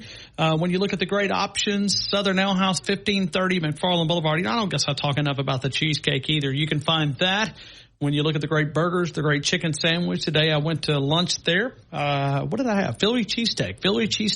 Those are one of the great specials, and always the catering option as well. 1530 McFarland Boulevard, 1530 McFarland Boulevard. Eat Southern, be Southern at our good folks at Southern Ale House. Let's go to Pat in Tuscaloosa. Hey, Pat, good afternoon. You're in the game. I hope all is well. It is. Ryan, what's your favorite topping for that cheesecake? I kind of like the caramel and pecans. All of the above. Just like Kalen DeBoer did with ice cream a couple of weeks ago when I asked him about his favorite snack. And he said, I tried to slip in the music. I'm never going to ask that question again. I'm done. Okay, I'm never. If he volunteers it, that's one thing. But when I said favorite snack and he said ice cream, he said, is ice cream a snack? I said, yes. I said, what flavor? He goes, any and all. Any and all. Yeah, absolutely, Coach. I mean, you know what? I mean, Pat, don't tell my doctor, but, last night I went to Publix. And somebody threw 2 half gallons of Bluebell ice cream in my buggy. When I got up to the front, I looked at it. I did. They were low calorie, but I couldn't believe it. I got up to the front, and here's 2 big old things of Bluebell homemade ice cream. Yeah, somebody snuck it in your buggy, didn't they? Well, what it is that it's a new shopping strategy they've got at these grocery stores that when you turn your head, the employees throw stuff in your buggy. Then when you get up front, you're like, oh, no, I didn't put this in there. But, yeah. But, I agree with you. Well, and I realized, you guys keep talking about voting for, not you, but some keep talking about voting for, Joe or Kamala or whoever they're going to run on that side. I can't afford to. You guys may have a lot more money than I do. I bought 2 gallons of ice cream, a steak sauce, a thing of pineapple, 3 peaches, 3 nectarines, a thing of squash, a little small thing of squash, and it was $86. So you guys, y'all got... Ryan, it's the same thing. Hey, the worst thing I saw at the grocery store a couple of days ago was chlorine. Hey, not Clorox. Clorox was almost $8, and it's not a gallon anymore. These millennials cannot tell you that there's 120 ounces in a gallon. I am so glad you just said that because I bought a thing of orange juice in there too. You know what they've done to orange juice now? It's down to 52 ounces. 52 ounces. They went down from a half a gallon to 52 ounces, and it's more expensive than even a year ago, 2 years ago. Than what it was. Hey, Ryan, that's crazy. That orange juice, and the millennials can't tell you there's 64 ounces. These new students coming into Alabama, I guarantee you we can go to Walmart, and it's fun to go, and especially to catch the ones where their parents paid $30,000 for a high school education their senior year. I love to catch those kind because they can't tell you how many ounces in a half gallon either. Yeah, it's ridiculous. But orange juice, off the board brand orange juice at Walmart Great Value brand is $8.05 now for a gallon. And it still is a gallon in it, but $8.05. And before Obama took office, it was $3.33. I keep up with my grocery. Are you talking about Obama or are you talking about Biden? I'm talking about Obama. Before Obama took office, it was $3.33. So you're talking about between him and Biden, it's gone up. Donald tried to get it down while he was in office, but it wasn't any use. And it's just ridiculous what grocery bill has gone up. And I talked to plenty of people that are dyed in the world Democrats. And they can't afford to vote Democrat in the next election either. But anyway, that's beside the point. Hey, once that Stephen liked my stray cat story, didn't he? He did. Yeah, I saw him. All right, so you're a recruiting guru. What'd you think of the weekend? I thought the weekend was great. That I'm just waiting for Dear DEAR to commit. I think he's going to be our next commit. And then probably, I'm guessing that unless Fegan decided to jump on board, I'm guessing that he's going to sit tight and wait and see what the season looks like, because you can go all in on some more players if you want once the season starts, and because we need maybe another defensive end. We need another defensive back, in my opinion, and a couple more good defensive linemen. And he may be waiting to go all in and on Justice Terry, who's what I want from Georgia, but he's more of a Georgia lean from what I understand. Okay. But anyway, hey man, do you think I kind of like that he's going to be, he's going to have another game because he didn't play in the Florida game. I'm hearing that if we're sitting where we are guaranteed to be in the championship in Georgia, that he will not play against Auburn. I think he would play against Auburn, but whether you would rest him against Auburn, if we got that far, and I realize that's counting chickens before they're hatched, but say we were undefeated going into the Auburn game, would you let Ty go ahead on to just beat their brains out of them over there? Or in Tuscaloosa? I see it. I think that these are good questions. I mean, how do you manage that if you're a coach? These are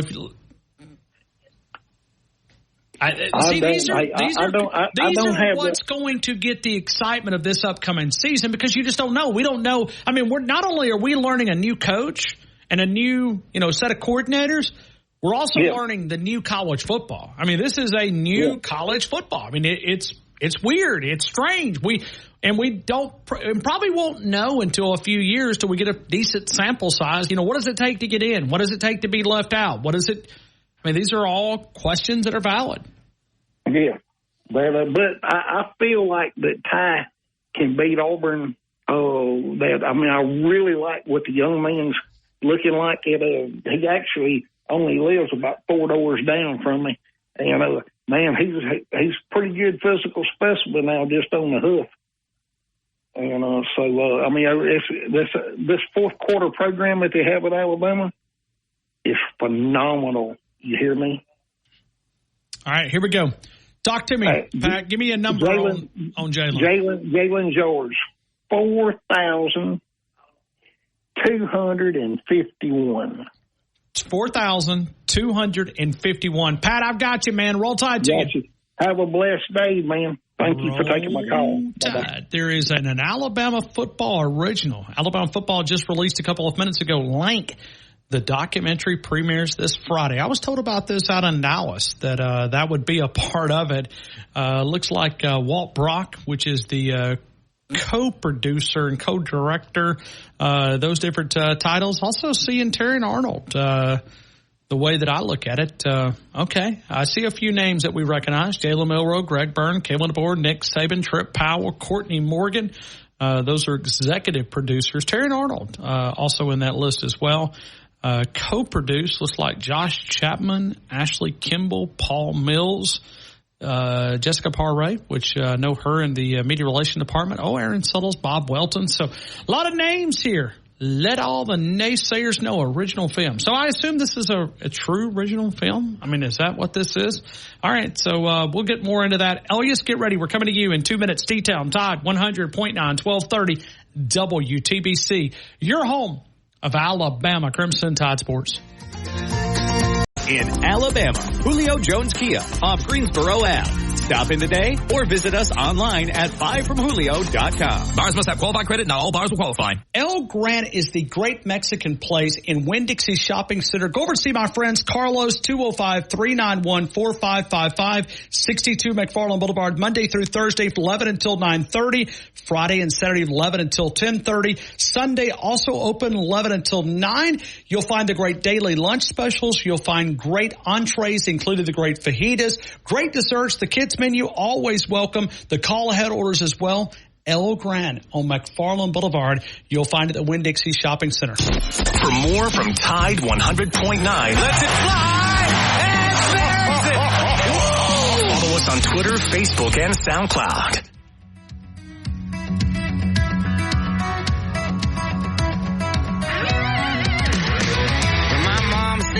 Addiction runs like a kazoo vine in my family tree. That preacher said it'll be my death, but I can't quit you for the life of me. When you walk in 10 out of 10, times out of 10, I'm a hell of a mess. I want to taste your cooking. I know I shouldn't, but girl, I must confess. Like a tall sip of Jackie Coke, sweet side of mine on the radio. All right, we're welcoming you right back into the game. Let's go to Elias. Elias, good afternoon, sir. You're in the game. I hope all is well. Roll Tide, Ron. How you doing today? Man, I'm having a good day. I hope you are as well. Yes, sir. Yes, sir. It's been a long weekend. I can imagine. Yes, sir. But it was truly an honor, and I enjoyed it. Absolutely. Yes, It's sir. Hey, it was a good cookout, and the only problem is we were not invited. Right. Right. But I enjoyed the experience, and enjoyed just talking with some of the guys, and man, we got some great young men that's gonna be coming in. And that's the part when you look at recruiting, you've got to be able to calculate, okay, is this person truly dedicated to who and what we're building? Right. And that's the part, I don't, you celebrate a guy that flipped 4 times. Okay, well, let him flip. I mean, chances are he's probably not going to flip. He's going to flip again. Yeah. I see that happening as well. Yeah. So it's a big topic of conversation. So, yes, I know you got other callers trying to get in, so I give you my prediction real quick. Yeah, tell me what you think. I think we're going to have more of a balance this year than we did last year. So I think we're going to have a strong running game this year. Okay. So it may take away from the past just a little bit, but not as much, because I know Coach DeBoer's air attack, he loves it. But if you think about it, UW, they had a little balance as well. They did. I think they had a 1,000-yard rusher. I think they did, if I recall correctly. I think they had a 1,000-yard rusher as well. Yeah, probably. Well, they did. I mean, and when you look at the physicality, I think that's one of the things that's probably overlooked about UW is how physical they were. And, Digger likes to call in from Louisiana that talks about, the way that Texas and this, that, and the other. But Caden DeBoer ran right at them in that championship game, or excuse me, the semifinal game. Absolutely, that guy needs to be banned from the show. Every time he gets on the radio, Ryan, I'm not gonna lie, I change the dial. Yeah, me too. He gets off. Me too. Man, his voice is just annoying. I'm like, oh my God, really? Yeah. Like, who takes their time out of their day just to want to make somebody upset? But he says we're living rent-free in their head, or they're living rent-free in our head. I'm like, you're calling Tuscaloosa radio. We're not calling Austin. Right, exactly. We're not trying to find out what time they on the air, but you want to know what time we on the air. Yeah. So anyway, but I predict Miro this year to have right at 3,500 yards passing. Okay. I think we're going to have a more balanced attack. All right, that's overall for the season. Well, and balance is the key. That's balance keeps defensive coordinators up at night. If you could be balanced. If you could be balanced and you could truly be balanced and keep the defensive coordinator guessing on their heels, that's the recipe for success. Hey, Elias, I appreciate you, man. 3,500 yards. I got it, man. Yes, sir. And to the fans out there, it's going to be some great high school football as well this year, too. So with Hillcrest moving up to 7A, it's a lot of big games that are going to be in Tuscaloosa this year. So if you got time to come out, check it out. It's going to be great this year. I'm heading to the referee meeting now. All right, cool. Thank you, Elias. Appreciate you, man. Yes, sir. Thank you, Roll Tide. Roll Tide. Elias helping us out there. Let's continue with more phone calls, and we got a Robert in Brookwood. Robert, good afternoon. You're in the game. I hope all is well. All is well, brother. I had a chance to meet Elias after the game. Very nice guy. Very nice. And listen, anybody goes up on a billboard and spends 12 days, for one, I'm scared of heights. I wouldn't spend one day up there. He spent 12.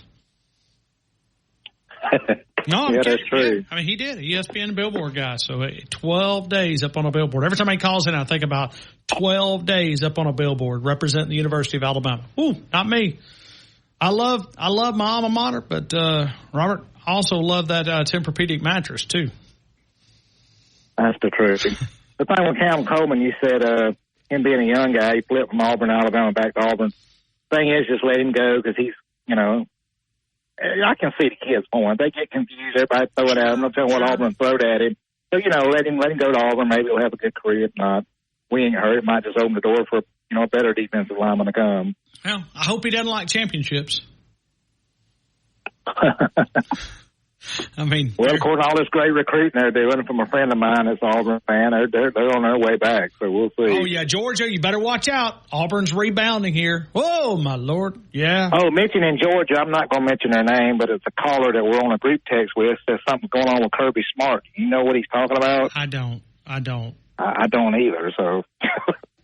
Yeah, I was just wondering. Yeah, no, I hadn't seen anything about that. If it was something major, it would be on air, and you didn't have the news, so we know it ain't. I mean, trust me, we cover all negative things around the dogs. Yes, we do.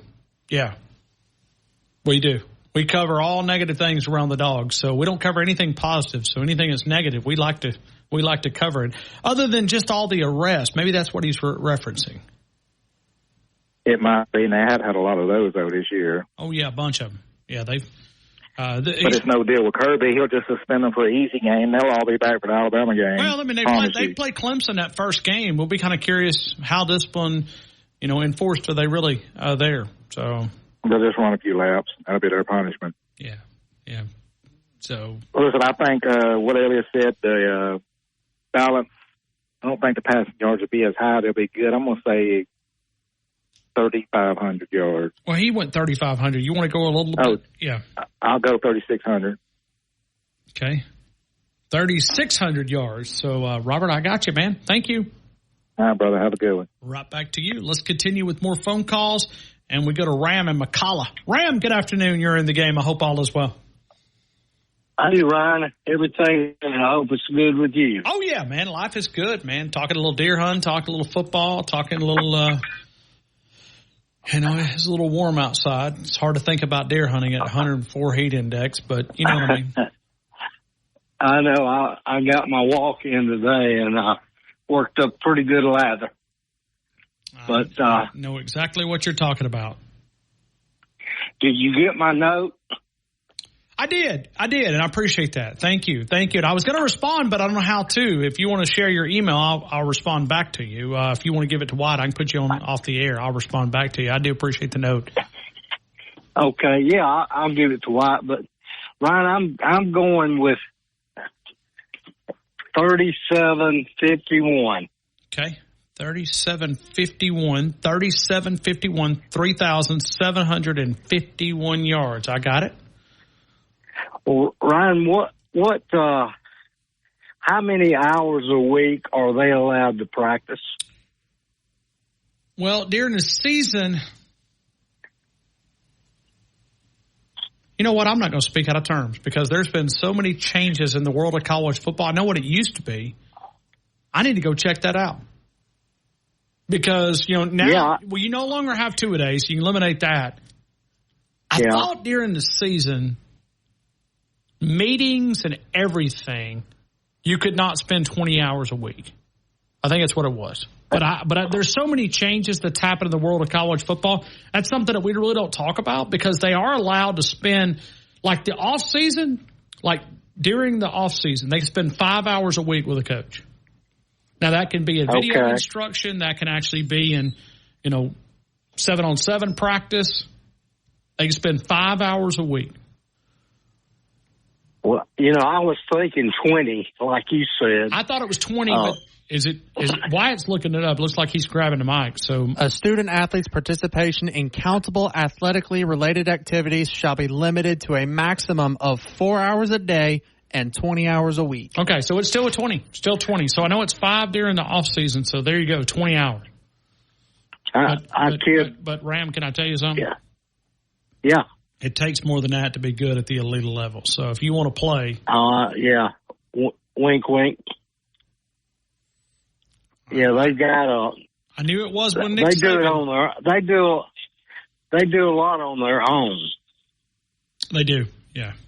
So and a lot of that you can't govern if a player wants to get together with another group of players and do things. It's a free country. No. Hey, they're driven this year. I really believe, and I think 16's a magic number of games. Okay, I got 3751. Ram, thank you so much, man. All right, put me on hold where I can give my email to Wyatt. Okay, I certainly will. Thank you, Ram. Appreciate it. Give your phone number or your email, and I'll respond because I did get your message on the app, but I didn't respond. Wyatt, we'll take that off the air on Ram's email or phone number, either way, and I'll get back in touch with him. I did get the note. Let's continue with more, and we'll go to Piano Man in Hattiesburg, Mississippi. We'll do that in 3 minutes in T-Town. Tide 100.9, 1230 WTBC. your home of Alabama Crimson Tide Sports.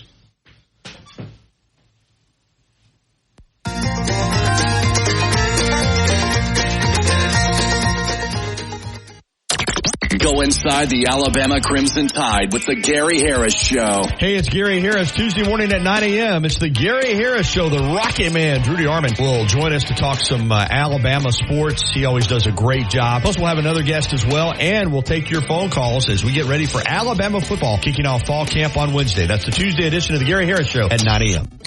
Catch the Gary Harris Show Monday through Friday, 9 to 11 a.m. on Tide 100.9 and Tide100.9.com. Tide 100.9 traffic. Tuscaloosa traffic now from the Townsend Nissan Traffic Center. We are still bumper to bumper slow in Cottondale. Go ahead and make your way over to the right lane on University Boulevard northbound at 2059. An accident's going to knock out the left lane. McFarland Boulevard westbound at 3rd Avenue. We still have that door dinger and another fender bender on 15th Street. Discount by combining your car, home, motorcycle, commercial auto, and more. All your protection in one place. Bundle and save at Progressive.com. Tuscaloosa Custom Curbing. Call Paul at 205-331-6823. Custom curbing for your home or business. Do away with those plastic individual stone borders. Go for that more permanent, decorative concrete border. No more grass growing between those individual stones. Cleaner to edge to maintain. They're willing to travel, not just here in Tuscaloosa, but also in our neighboring states as well over in Mississippi. Many colors and choices. They'll customize for that individual taste and house. Give them a call at 205-331-6823. You could also go to their Facebook account. Find their page. You can see exactly what the videos. They came out, did a free quote. Paul gave me an evaluation. Give them a call, 205-331-6823.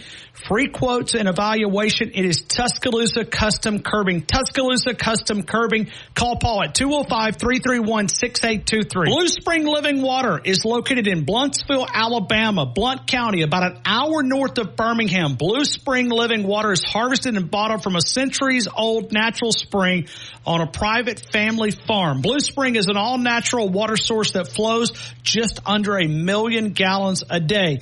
They have partnered with Waterway of Alabama, and they've been in the water delivery business for over 30 years. To have Blue Spring Living Water delivered right to your home, right to your front door every month. New customers get their 5 jugs for $50, and the empties are exchanged every month for new ones. I know we have it at the Fowler household. We drink more water because of BlueSpringLivingWater.com. You can sign up at 205-602-3426. Talk to someone directly.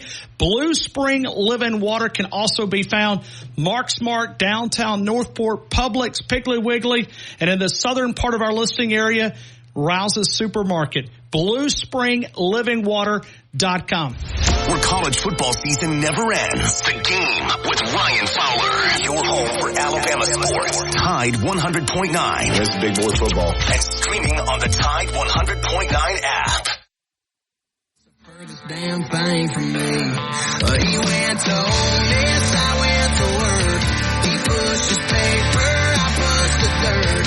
He's got that clean cut, driving him a clean truck. I'm just sitting here with a beer in my jeans tuck. He's tying cans on the bumper of the car. Let's continue taking more phone calls, and we got a Piano Man in Hattiesburg, Mississippi. Piano Man, good afternoon. You're in the game. I hope all is well. Good afternoon, Ryan, my friend. How are you, sir? I'm good, man. I really enjoyed your call on Thursday. I appreciate you saying what you did. Oh, man, to God be the glory. I'm standing on what I'm standing on, and I want to let you know that I am 62 years old, but I still follow the principles and teachings of my parents, and that's where they stood, and I stand on that, and I'm not ashamed of that. Well, that's something to be proud of. That is a legacy that you can't go out and buy. A lot of people get willed money, but if you can be willed the legacy of that, it's hard to pass that up, man. I'm very thankful for a great set of parents myself, man. It's a great reminder. Yes, and you know, they weren't my father was a baseball fan. He liked football, but he watched it when I did. But my mom was not a big sports person at all. But they did impart and implant integrity in me, and good old common sense. And one thing about it, if it's not broke, don't fix it. But if it is broke and it's beyond repair, get you a new one. Fair enough. Piano Man, I'm just about out of time right here at the end. What do you think about Jalen Milroe, the passing numbers? 4,000 yards. 4,000, straight up even. 4,000. I like it. That's a good number. Good number. 4,000 yards. And I'm going to say this right quick because I know you got to go because we got to give Jesus our plug. And here it is. I want all the Auburn fans to understand you're hooping and hollering over 2026, and you're hooting and hollering over a guy who's been flipped 4 times, and he'll probably flip 4 more times, and you still won't get it. That's it. Great point. It's a great, it is a great reminder. Great one.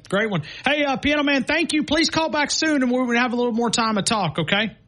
Yes, sir. Roll Tide. Hey, right back to you. Let's go 2:05. You got 2 minutes. Gavin, let it rip. Go quickly.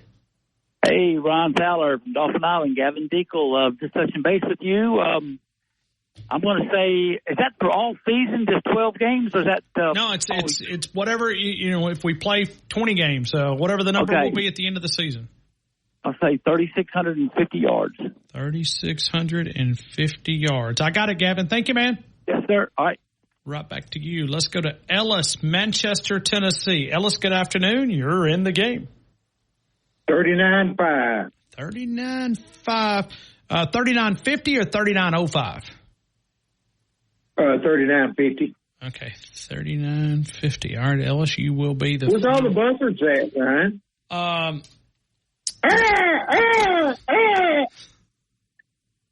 What buzzards you talking about, Ellis? Hey.